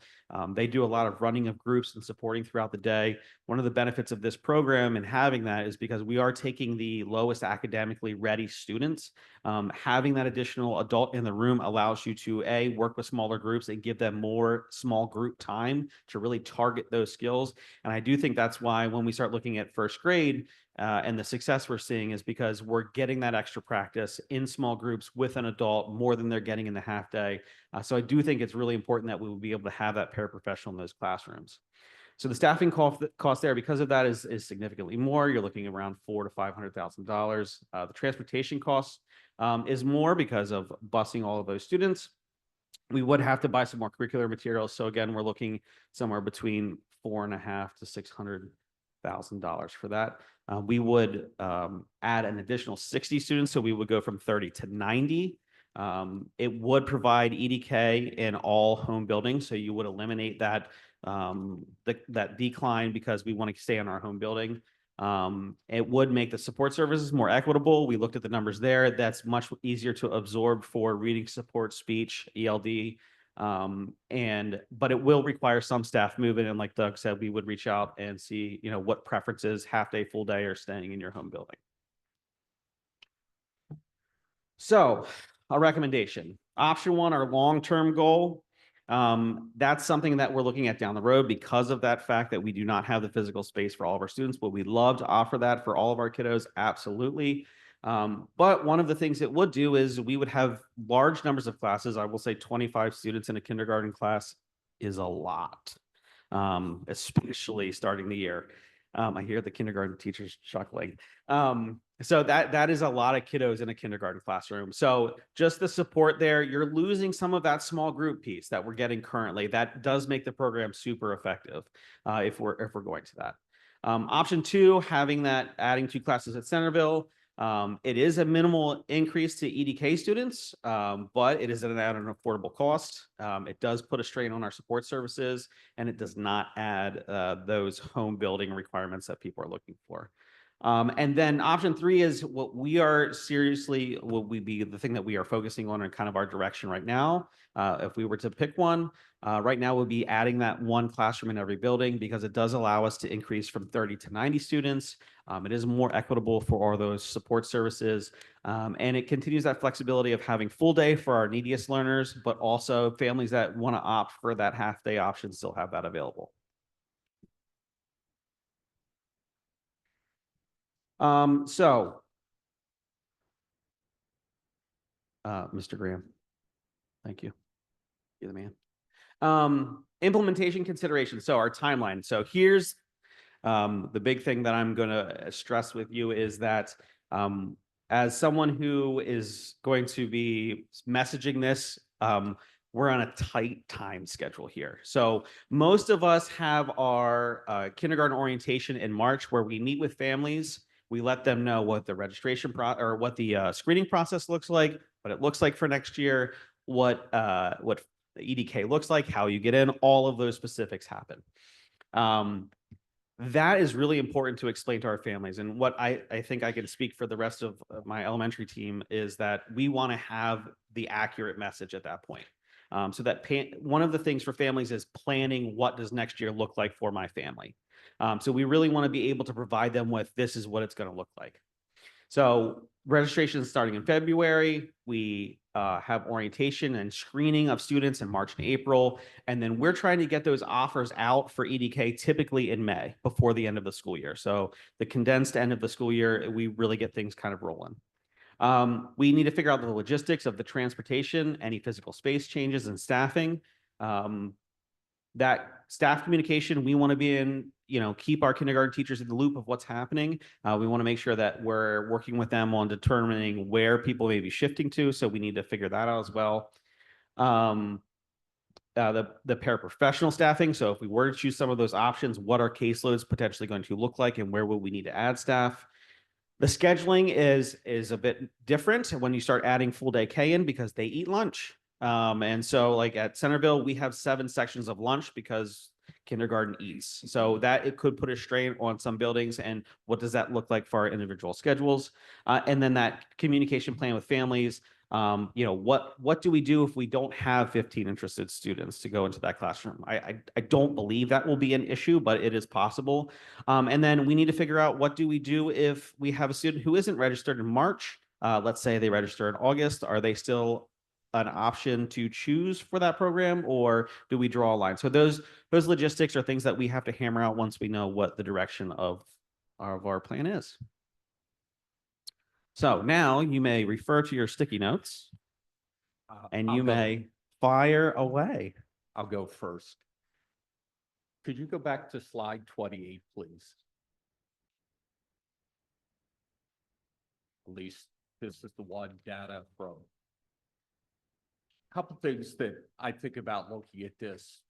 The kids that are in all day kindergarten were in all K kindergarten. Right now, 52% are being on benchmark. I would think the kids, the 22 and 26, some will improve, but generally they're going to be the kids that are probably going to test for learning support eventually. I would say not necessarily. Some of them will end up at that point. But I would say, you have to take into consideration that when we're selecting students for this program, we are taking students that are scoring academically in the first, second, third, fourth, up to, I think we took up to the 12th percentile this year, 13th. So you're talking when they are entering kindergarten, academically speaking, and that could be for a number of reasons, they are significantly behind their average peer.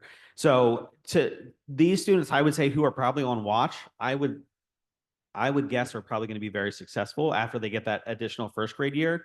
The intervention students, we may have a couple of those slip into learning support, but I would think most of these students here probably are on the right track. But then if you go back to the ones that declined, if you say the intervention or urgent intervention, they probably will. Urgent intervention would be students that I'm more concerned about getting to that point, yes. So this program, by doing this and moving these kids up, is cutting back on the need for learning support. I wouldn't be able to say that definitely yes. I would say that what we're doing is we're putting students in a place when they're hitting first grade to be successful, and we're getting them to a place where they have the skills to not be completely overwhelmed by that first grade day and have the skills to be able to learn the things that they're expected in first grade. So now, in third, fourth, and fifth, are they ending up in learning support as things get more difficult, as things get more rigorous? Potentially. But I do think what we're doing is we're putting kids in the right place and getting them off to a really good start so that they're not falling behind. And I would say it provides it does prevent us from mistakenly identifying students for special ed because they're just behind and they haven't had the time to catch up. I guess I'm looking at it like, again, if a student gets into learning support, if they're not reading on level by third grade, which all the research says, you're in trouble basically going through the rest of the school, that anything we could do to help those kids get up. And Mhm. again, the cost again to put a child in learning support versus regular education is considerable. And to be perfectly honest, while some kids do get out of learning support, a lot of kids, once they're in learning support, generally stay there through graduation. So over a long period of time, the more kids we can, however we do it, can keep them out of learning support by providing them the skills they need at a young age. Because again, third grade is where they're supposed to be reading on level, because you go from learning to read to reading to learn, starting in fourth grade with this. Second question, Mr. Craver, you have one student in this program. I do. And I'll ask you, because you're here, Dr. Craver, if we had all-day kindergarten or extended day kindergarten, if you just had one class, you would have in your mind easily to get another 12 or 13 kids that. Yeah, so we actually looked at the numbers this year. If we were to say have a full day class in every building, like I said, right now we're filling students up to the 12th percentile when we looked at, filling those spots this year. For myself and another building in the district, so not just Centerville, we would trickle up into the high 20s. And so we would be able to fill that still with students. I mean, when you're talking like the 20th, 30th percentile, we're still talking on the significant low end of being ready academically. So while it varies from year to year. Principals could say. Yes. We could easily. Yes, I think, and we've looked at, some of the past numbers. It's definitely, it would be beneficial for all of the students involved, and we're not trickling. It's not like we're pulling from the 75th percentile for that. And the ultimate goal to me would be to have all-day kindergarten, which I do understand we can't do, but to me, based just on having it, to me, it would be if you had 3 all-day kindergarten classes, one would be operated almost like the extended day kindergarten, where you would have supports, where you could get that. To me, would be the ultimate goal of what all-day kindergarten should look like. Sure. Where you're getting supports, because again, when you're providing them at a young age, they learn, they can develop. That's the purpose of the extended day kindergarten. I'm just, to make this easy, for myself, I would go with, I wish we could do all-day kindergarten, but again, we don't have the building space for that. I would go for every building, because again, you can get 90 students. While it's going to cost money, again, even if you get 4 of those kids that don't end up in learning support as they go through, you're going to recoup a lot of the cost for that, because learning support is more expensive doing that. So that's my response to it. I would support the option of all-day kindergarten. Do you just want to go around? We're just going around the table? However you guys, it's not my meeting, however you guys want to do it. I have so many Post-its. If somebody else wants to go first, maybe it would eliminate. Are we some going by mine. volume of Post-it? Is that how? If you want to I go don't have first, it will any. eliminate. So You got to go first, yeah. I would prefer to go not around the table. Okay. Just because sometimes my question is already answered by somebody else, or it makes me think of something else. Sure. So you were next. Thank you, Mrs. I'll- Johnson. I'll be the person. So I actually think the data is pretty compelling. I think this is a good idea. It makes sense. My question is, can we afford it? And what are we willing to give up to pay for this? So my question is, if we go with option 2, or option 3, I guess, which is going to have a cost of $500,000 a year. When you did the survey of the teachers, reading specialists and principals, was part of that survey, what are you willing to give up to pay for this? Or was it just, in a world of limitless resources, do you think this is a good idea? We didn't phrase it either way. I mean, I guess it would be limited resources, but no, we did not say, is there something that you would be able to give up to make this happen? Okay, I think it would certainly be helpful for me. because I actually do think, I think the data is compelling, and I think that this makes some sense. It would be helpful for me if the administration would come back with, if we're saying this is gonna cost $500,000 a year, what can we take out of the budget? Can we eliminate a sports team or two? Can we maybe eliminate electives or increase class sizes elsewhere in the district? Can we maybe rethink some of our building plans? I don't know. I mean, but it would be good to see what we are willing to give up to pay for that $500,000. So to answer or address that piece, as we've been working through this, that was one of the questions to right back. We're going to figure out how are we going to pay for this? What does this look like from a budget standpoint? So as we are in now the budget season, as Mrs. Hall is working on the budget right now, her team is working on the revenue projections, which comes first. And at the same time, she's also going in and looking at all of the expenditures that have been put in for the upcoming budget.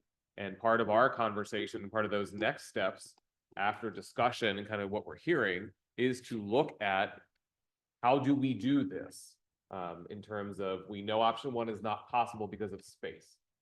Okay, and I don't believe there's an appetite at this point to be moving our youngest learners all around the district where there's an opening here, it creates a transportation nightmare, et cetera.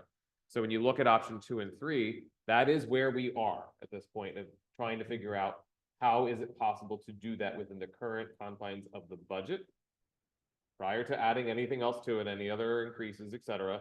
And, or if we can't, are there things that we can pull out? So that is our next piece after some more discussion here, but that is at the top of that next step for us to bring that. Okay, I mean, I think, and I appreciate hearing that, Mr. Pomerski. I think to put a final point on the question, I have no doubt that you can come back with a budget that shows us that we can afford this. But in a world where we have a finite taxing ability, and when we look at the new CBA, when we look at some of the high school options, and our taxing authority is basically maxed out, I would like to see very specific suggestions for offsetting programmatic cuts. Like, if we do this, we need to get rid of the blank team. We need to get rid of these 3 electives. We need to lay off these 4 support staff members. And just, I mean, I think, and then the board can really make those hard decisions about where do our priorities as a district lie. I have really strong thoughts about this. And as most of you know, I don't like the idea of full day kindergarten. I'm convinced that we need full day kindergarten. And I'm not because it's nice for the families, which that's the bonus. But when I look at the learning and how this really sets in line with our goals and our comprehensive plan that we just talked about, setting the stage for our youngest learners for success as they go through school is really, really important. That is why we are here. We have to do this, in my opinion. If I were in another group, I would say, let's just say we're going to do it so you can meet your deadlines. We will figure the budget out. We'll do what we need to do. We'll get more duct tape and Band-Aids for our schools because our main purpose for being here is to educate our children and to do a really good job at it. We do a great job at it already. No doubt about it. You all know I've had 5 kids that have gone through here at different levels at different times. I just don't know how to emphasize enough is, in my opinion, I think we need to make this happen. And we talked about our scores, how the scores maybe aren't where they need to be. Well, maybe they're not where they need to be because they didn't get what they needed when they were kindergartners. Or maybe when they make that transition from 4th grade where they're learning to read and read to learn and they go to 5th grade and the test scores go down, which we talked about last month, you know, maybe this is a smart, innovative solution. Why don't we teach them when they're kindergartners? And not to say we're not already teaching them, don't misunderstand what I'm saying. When I went in those intervention classes, when I was going around the schools for the wit and wisdom, I mean, my heart was so proud of those little guys. They were so little, they were so cute, and they were so eager. They really, really, I want to learn, I want to be heard, and we need to build on that. So, Yeah. you know, my vote is for that option 3, and I'm guessing this body, because we move like molasses sometimes, we maybe not be able to be innovative and bold and move forward now. I don't know. So anyway, that's all I have to say about it. We'll figure out what to give up and where the money's going to come from.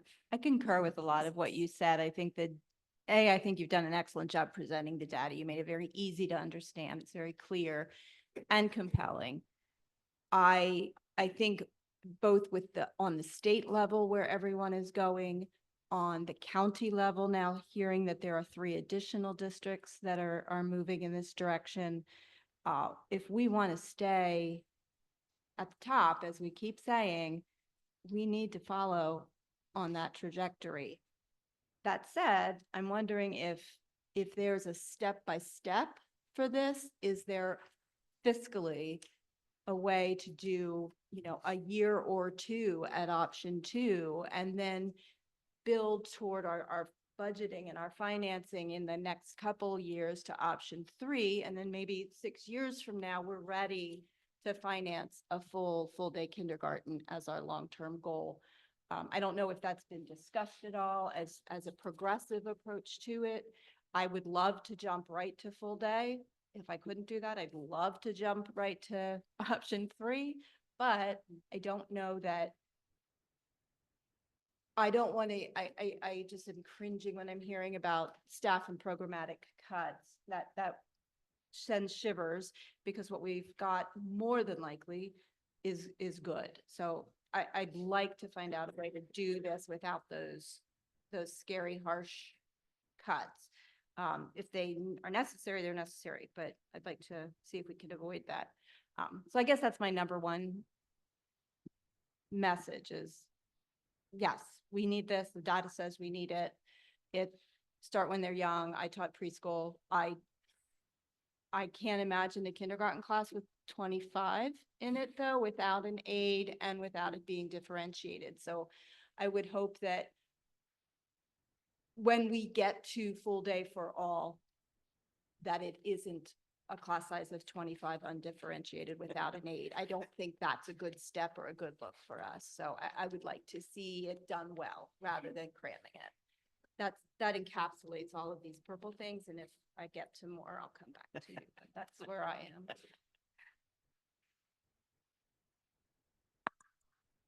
So you're saying you're more for a phased-in program, just to do. I'm saying, have we looked, option 2 and if we 3? can't afford it without major programmatic cuts, then could we is there a way to phase it in? Have we discussed a phased in approach? I mean, we haven't, That's option yeah, 3. I mean, we haven't, just to answer that question, we haven't like had the conversation of, do we do 2 years of one and then the next and then the next? But like from a logistical standpoint for me, because the next step would be 2 more in my building. Yeah, I mean, it's definitely feasible to do something like that. If that would be the board's wishes to say, hey, let's expand.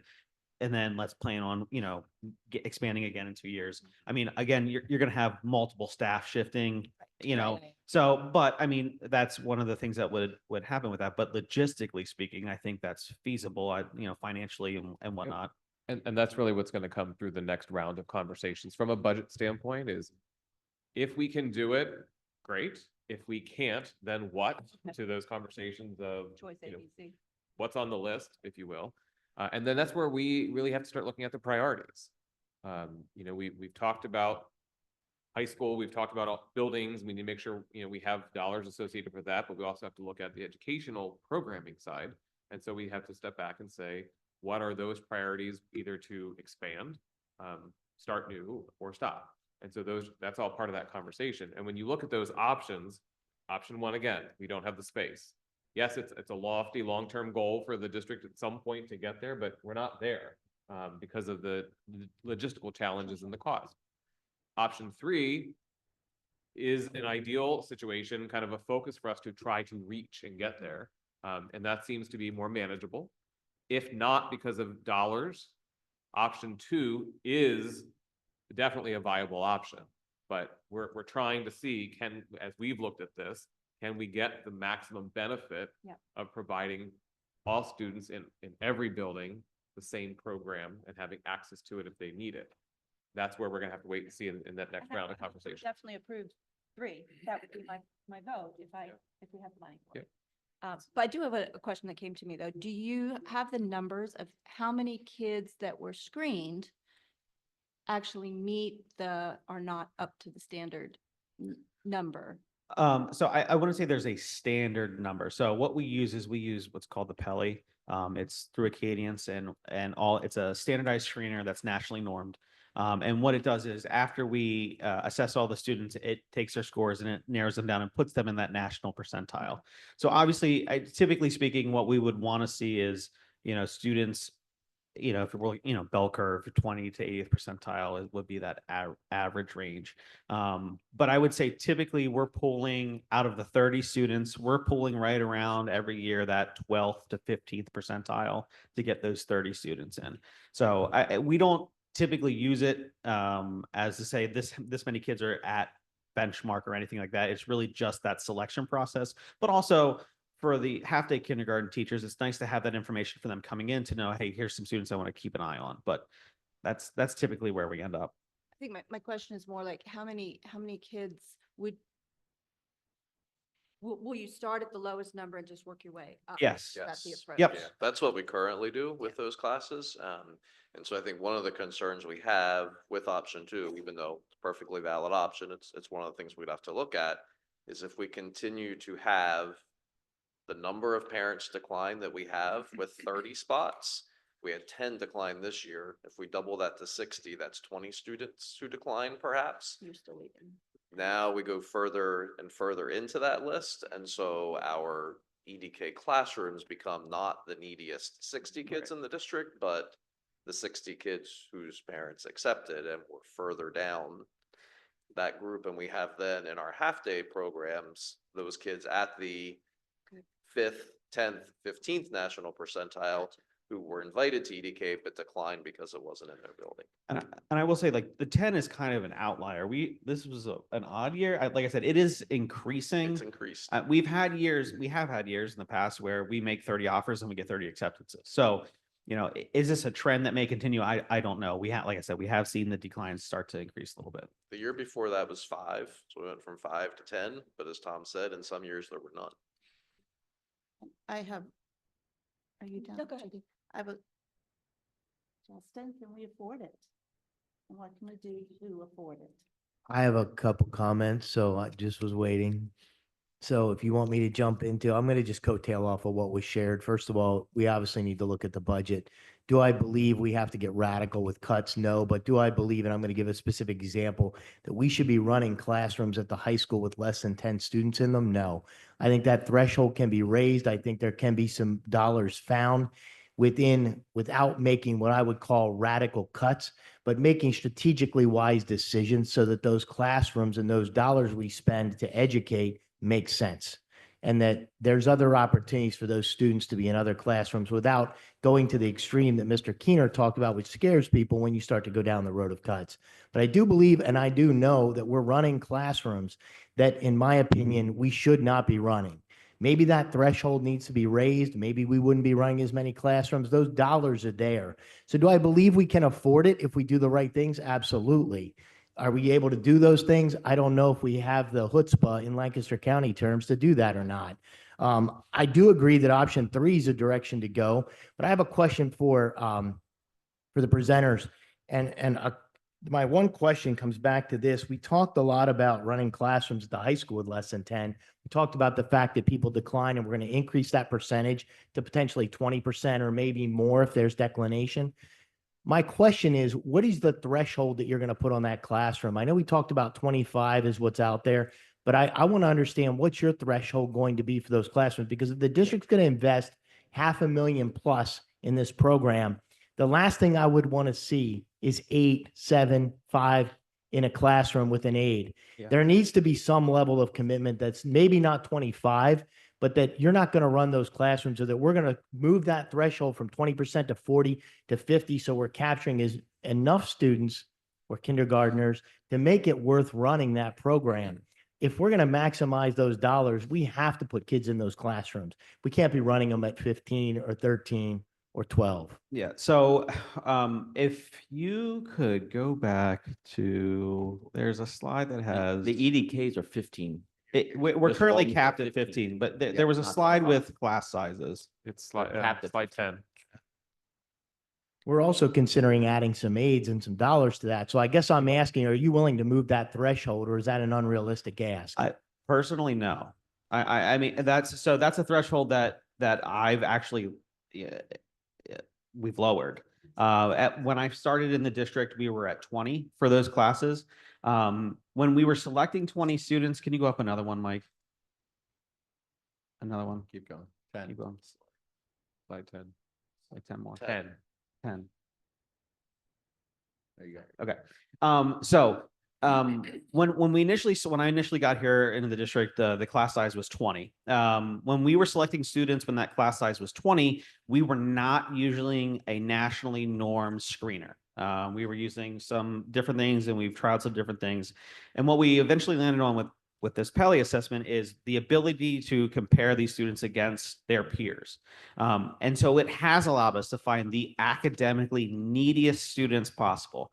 If you look at the average class sizes for 23, 24, 25, you can see that typically, except for that one Centerville year, we're hovering right around 17 students per kindergarten class. And the idea behind capping it at 15 is that it's about the lowest, right around the average, but the students in that class are very needy academically. And we're putting them in there so that they can get that group of 3, that group of 4 instruction, so that we can really target skills with them specifically, almost individually or in small groups. If we were to say cap it at 20, then we're running classes with the academically neediest students that are bigger than our other classrooms that don't, that don't have any. So that's where we eventually ended up on 15, because when we started looking at the academic need in those classes, to have 20 kids in that of students that are in the 20th percentile or below, the academic need really needs that additional support. And that's why you have the para in there, and that's why you have the smaller class size. And that's what I expected you to share, and that's fair and makes a lot of sense. I think my question is, if that threshold, say we're working now with maybe, I forget what your percent was, but you said you might push that to 20%, at the bottom 20%. Yeah. But let's suggest that they decline, the declination rate increases. Let's suggest that now we're getting into students that maybe don't have those needs.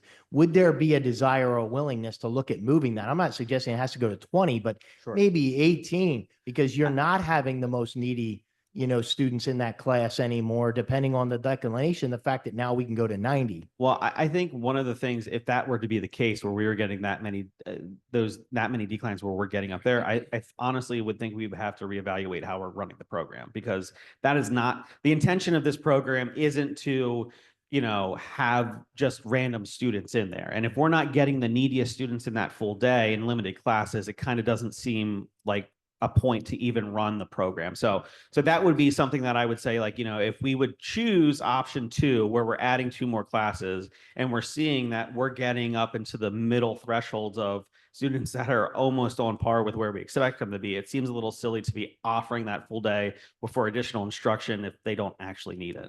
And it sounds, piggybacking off of that, it sounds with option 3, there would be less declines, because you're saying the biggest obstacle is the home building. I would say 100% of our no's this year were because of almost Like 8 8. Yeah. 8 of the 10. 8 of the 10. So that decline, would likely go away if we add it in every homeschool, because I think you're going to have people go, I can have a full day of school, and they can go with their siblings, and they go to the school down the street. Yes, please. yeah. And I mean, and I think part of that becomes from, it's just interesting to me when I came into the district, one of the things that Mike and them told me when I came here is that the buildings are kind of the hubs, right? Like, so your Mountville people are your Mountville people and your East Peach or East Peach. And we're just starting to see more and more of that. So I think if you can say, hey, you can still be part of that East Peach community, have a full day at East Peach, I think people are going to jump at it. And so, Mr. Wagman, to your point, having personally taught extended day kindergarten, it comes down to the program itself. And so what's being talked about here in terms of the options still maintains that notion of a quote extended day program, even though it's a full day class, but within that class, you are providing intensive early literacy instruction, supports, etc. If you get to that point where you're now, that group is declining, which I don't see when you have it in a building where kids and their Right. siblings and stuff will go, or their will go. I taught it in how we have it now, where kids came to me from all across the district. And we did have parents decline because they did not want their kids on the bus, and they didn't want them going somewhere else that they're just not comfortable with that community, so they just don't know.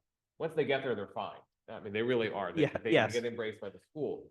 But if you start to change your selection or approach from the program standpoint and get to a true full day kindergarten, then the philosophical approach to that classroom is going to look different. Yes, very And much. that's where you need to shift to where you're at, you are going to change the dynamics and the programming in that class.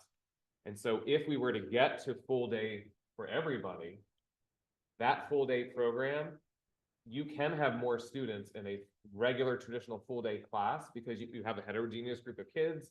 You are doing the groups, you are having interventionists come in and support. But when you identify a group of the needy academic students, you need to make sure it's intervention based across the board. And so it does come down to maintaining the philosophical approach, but being aware of that, because there is a shift that happens.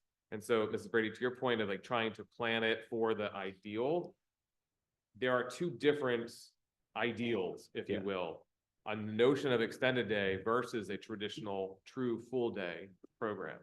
And so that's just something we have to be mindful of as a district, because if you do make that swing, the regular full day will look different. So, sorry. My only just last comment would be, I know it sounds like it's a little rushed this year, and I'll reserve my thoughts till I get to see the budget and we get to actually look at that. But I'm obviously in favor of option 3 if we can make that work. I don't think I don't usually mince words, but I need to reserve those thoughts until we actually see the practical matter of the finances and what that looks like and what our options are there.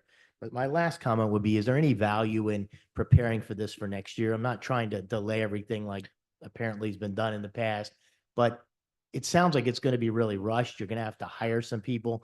Is it going to be too aggressive to do it well? And will that lead to poor participation? No, we talked about this as we were developing the presentation. Right now, I think if we're to move forward, I think if we can have, like I said, the big thing for me is being able to have the information in March of what it looks like. In terms of hiring staff and in terms of offering spots, that's all a regular timeline that we would still follow normally. So I don't think that would put us out. Again, it's the messaging thing to parents. And I guess potentially, let's say we get to March and we are close to a decision, but not quite there. We could have the conversation with parents that are nights and saying, hey, listen, like this is the potential. We're going to know next month and we'll let you know before the end of the school year. But one thing I do want to avoid doing is bleeding into June and having to say to parents, hey, you may be half day, you may be full day, I don't know, set up options for both. And that's the thing that I really want to avoid. So I think right now we're still in a good time frame of, even if it takes a little longer than we're asking for, we would still be okay. Anyone else? So it's piggybacking off a lot of the questions that were already brought up.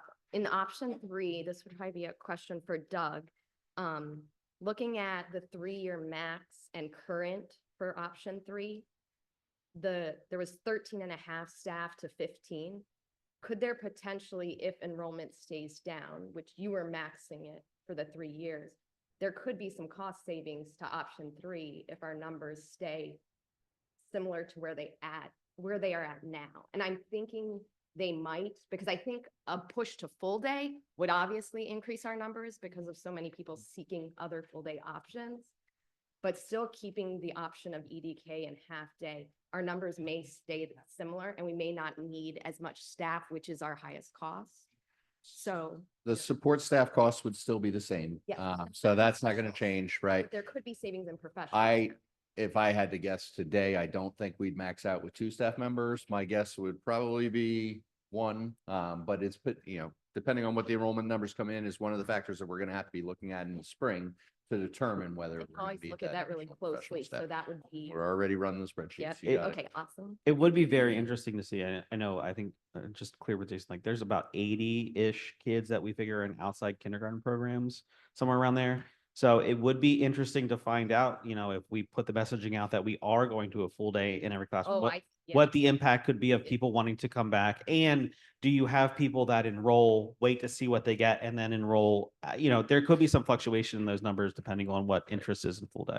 I didn't even ask my questions about full day because it wasn't, I have other questions about that, but I don't even need those answered right now I because think I'm looking for savings in option 3. the hard part with all of this, yes, the finances is there, but it's also based on a projection or a what if, because all we can look at are current numbers that we have and then historical kind of getting to that max.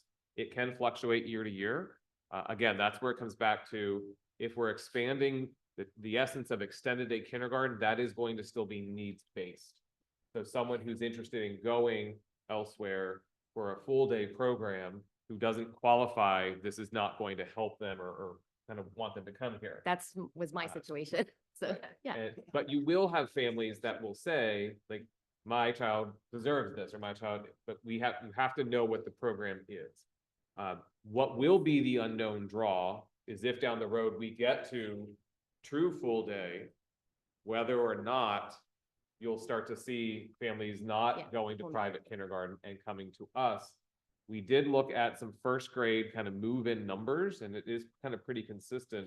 But we really actually are saying we got to look at second grade, because sometimes when families choose to go to private kindergarten, they stay for K and 1 and then come to us in second. And we do see a slighter bump there. But all that said, elementary enrollment, as we've done year after year, we continue to update you through the summer. That is basically the hardest unknown for us in terms of projecting, and that's where we have to add unexpectedly due to rising enrollments. So, And I was discussing this one with someone and they said, this is from a while ago, but a rising tide lifts all boats. So if my children did not need it because they did not qualify, in my opinion, my kids are going to have a better experience because other students in the district are going to have what they need. And so I feel like option 3 does that for more students. And I can't even believe I'm saying this, and just shake your heads no if it's no. Would putting 20 in the EDK in option 3, is that a no? Or because that would then serve 120 of our neediest academic students? I would just go back to the fact that It's okay if you say I no. want to, I mean, Just say no. I really pushed to go to 15 because of the academic need and because of the way the program is structured. If we weren't, Like 16? if I, Like I four- might be able to wiggle on one. We've tried 20 Yeah. before. Yeah. Okay, and if you've tried 20 before and it didn't work, Yeah. 16, 4 groups of 4, I don't know. Yeah. Just to squeeze, but still keep the program quality, still keep what you guys need to do, but serve more of our neediest. Yeah. I don't want to say stretch thin, but just stretch to as many as we can serve with the awesome things we do. Yep. I So have to- you can stretch as to a point, Yes, but you no, I'm also, not saying as stretch. they've shared already, you have to also look at what you have class-wise in your half-day. Because if you have classes that are at 17 in your half-day, and you need the teaching, teachers for that based on numbers, and then you pull off the academically neediest students, you've now basically created the students who don't need the extended day have the smallest class. Classes, yeah. Okay. And those who need it Yeah, have the isn't that- largest class. And so that's where it becomes challenging, bless you, to find that balance. So it's always kind of monitoring kind of what you have and I making sure trust you that guys the supports to are there. do that. Yeah. Yeah. And then I want to put a plug in for 2, because this is different in that EDK will be one EDK teacher at each individual elementary. I don't know how it would be worked, but they need time to collaborate. The principals will be able to collaborate because they already do that, but it's incredibly important for data, for what we go to next, what our outlook is, that they have that time and we get that information. Yeah. Because I mean, Yes, but- it's super important. Especially because we have two current EDK teachers who In the have done same this for multiple Yes. years, Building. who Yes. will be able to Mhm. provide a lot of that insight and input to our new Yeah. EDK teachers if this is the option where we head. And I think with a lot of the grade level collab that we do, again, just like tomorrow, you have that opportunity where, Georgia and Jamie will be able to sit down and say, hey, we've done the wit and wisdom, we've done the Savas math, like here's what it looks like in the full day.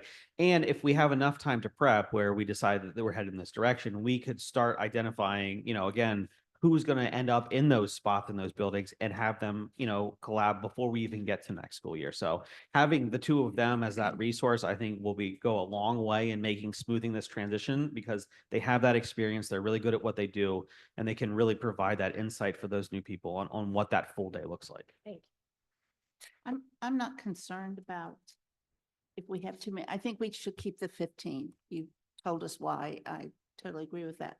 But if we end up having more students show up who fall in the category where they should be in those classes, kind of my attitude is, what a wonderful problem, because we can actually take care of them. Yeah. We can actually still have room to expand in our buildings if we need to and take care of these little guys and girls. Yeah. So I'm just saying, I'm not concerned about that. If we need another class, I trust these innovative administrators to come up with a solution for it. I'm more concerned about not a what if, but what can we do right now today, and not. This is a new concept for many of us. Some of us have been talking about it for a while. But I hope we don't drag our feet on it so that we can actually start this fall in the upcoming school year. Yeah, I agree with a lot of it. People brought up a lot of different points. I think we need to look at things holistically as far as let's not put all our eggs in one basket, right? We have to look at the budget, we have to look at what programs holistically, right? And still get them the best option. I looked at, so kind of, I'll start with this as option one, just something as we consider 5-10 years down the road, is we lose the EDK. And so those numbers and the cost may be actually a lot higher potentially. So just something to kind of keep in mind. It's not just $400,000 difference. I would expect it to be higher, maybe not. The option 3 seems like a great option for the students as far as it gets them the best start. It just kind of like Justin and Grant said, we need to see how that all fits in, right? It also, option 3 definitely spreads out the workload, so it's not all at one school, and then we don't have all the support staff, and then we have the reading specialists can spread around. I think it's a better global option for everybody, students and the staff. It's just whether we can make it all work and what are we willing to adjust and give up for it.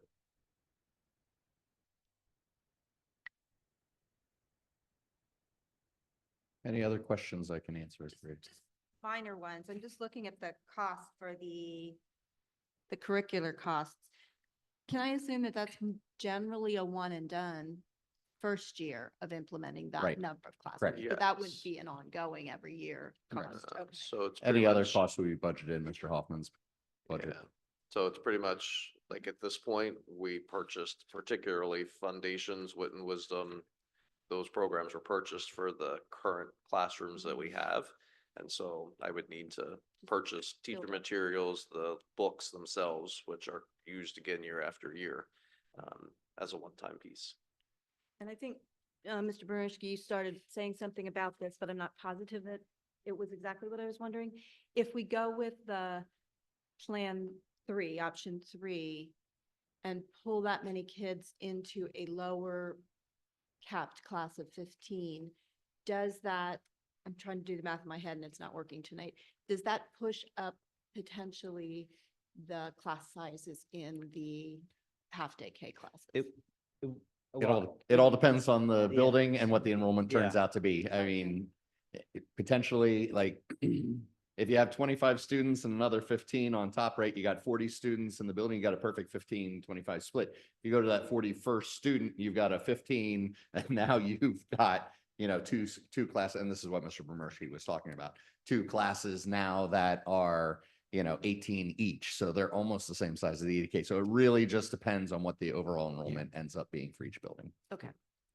And lots of times we don't know that until when school starts because a lot of kindergartners were, Exactly. oh, the bus is going past. I guess I should register my child. Right. So like, especially with kindergarten, a lot of that is up in the air until once school is started. Look at all these Post-it notes I'm pulling off here. It's great. I think I might have one more. Oh, when you were talking about your kindergarten information night with your parents. Yeah. Can we take advantage of that and create some kind of a, I don't know if it's a wish list or a survey of, you know, this may not be what happens for this year, but what is the interest? And even maybe go to our first grade parents and say, had you had these options, and just to get the, you know, I mean, if we can go ahead and do it, great, but I'd like to hear would from the families. Leave what that up is to most these guys. important. But yeah, I mean, I think that's something feasible in terms of incoming K students, right? We're just getting ready to open registration. So as people are registering, we could kick something back to them that can say, hey, can you take this survey for us, Yeah. right? Because right now we know who they all are because they're contacting us. And I think we could obviously put a survey out for first grade, but I think that's definitely feasible to do. I mean, I know families, even now, my own family, my daughter has a just 4-year-old, and they're already pulling hairs, trying to figure out how to put all the pieces of transportation and daycare, and can the daycare provider get them here for the half day? It's, you know, and then the cost is, you know, they're looking at Yes, a lot of money. $10,000 Yes. perhaps in childcare for not having half day. So it's a good benefit to our families to get to that full day economically, academically, for our businesses as far as holding on to employees, because it's so hard for people in that time frame to hold on to a part-time job, to be able to do the transportation. So I think it benefits the whole community, not just the kindergarten parents. Any other questions? Are there any other questions we should ask that we didn't ask? I'm always ready for your last one, Ms. Johnson. Not a question, but I do want to just take a second to thank not only Mr. Hoffman and Dr. Kramer for the amount of time and effort they put into this presentation, but we always also have some interested audience members. We've got kindergarten teachers, we've got an EDK teacher, who I told her I wouldn't point her out tonight, reading specialists in the audience, who are here to be part of this presentation. They do an amazing job. As you said, Ms. Johnson, you were in the classroom, you saw what wonderful things they do with our students on a daily basis. We've had this past week meetings with kindergarten teachers and reading specialists to make sure that their voice was part of this proposal. And they've given us a lot of good feedback that really has helped us customize these options so it best serves our family. So just a big thank you to all the work that they do on a daily Yeah, basis. I do want to point out that that's like a lot. I know some of them watch at home on a regular basis, but this is meaningful to them on a different level where like they wanted to be here tonight. They've been really involved in this process. To have 38 of 38, I can't stress enough. Like even when we put regular surveys out, we never get 100% participation. Like this is a really meaningful thing to our kindergarten staff, to the reading specialists that work with them. Like this program means a lot to a lot of people. And I think the, you know, expansion, while it would be bittersweet for me personally, because I really love this program, having it at Centerville, it's something that I know would be beneficial for the district as a whole. I'd love to see it keep And growing. I would say the rest of the staff is invested too. As a former 6th grade teacher, I would be just as invested because the kids are going to be with me, you know, and high school teachers. And I don't think it's just limited to primary. We, you know, you see them all, there are kids all the way through or whenever they're with us. So Mr. Keener, you had something else? I just wanted to thank everyone for putting it together. I have to say it was the best 37-page presentation I've ever seen. It was well done. Hang on, that on the wall. And thank you to the board for using your Post-it notes and marking. I was out. really Letting us get The impressed. presentation. And I know It that worked, Mrs. Dr. Brady is a Dandridge. rule follower. She had all of those I was notes. skeptical. but it worked. So I appreciate, again, just to add to what you said already, all of you teachers coming here tonight. I know I don't have little ones at home anymore, but I know you're taking the time to come and to support this discussion, to participate ahead of time, and then to be here and listen firsthand at how we are processing what's going on.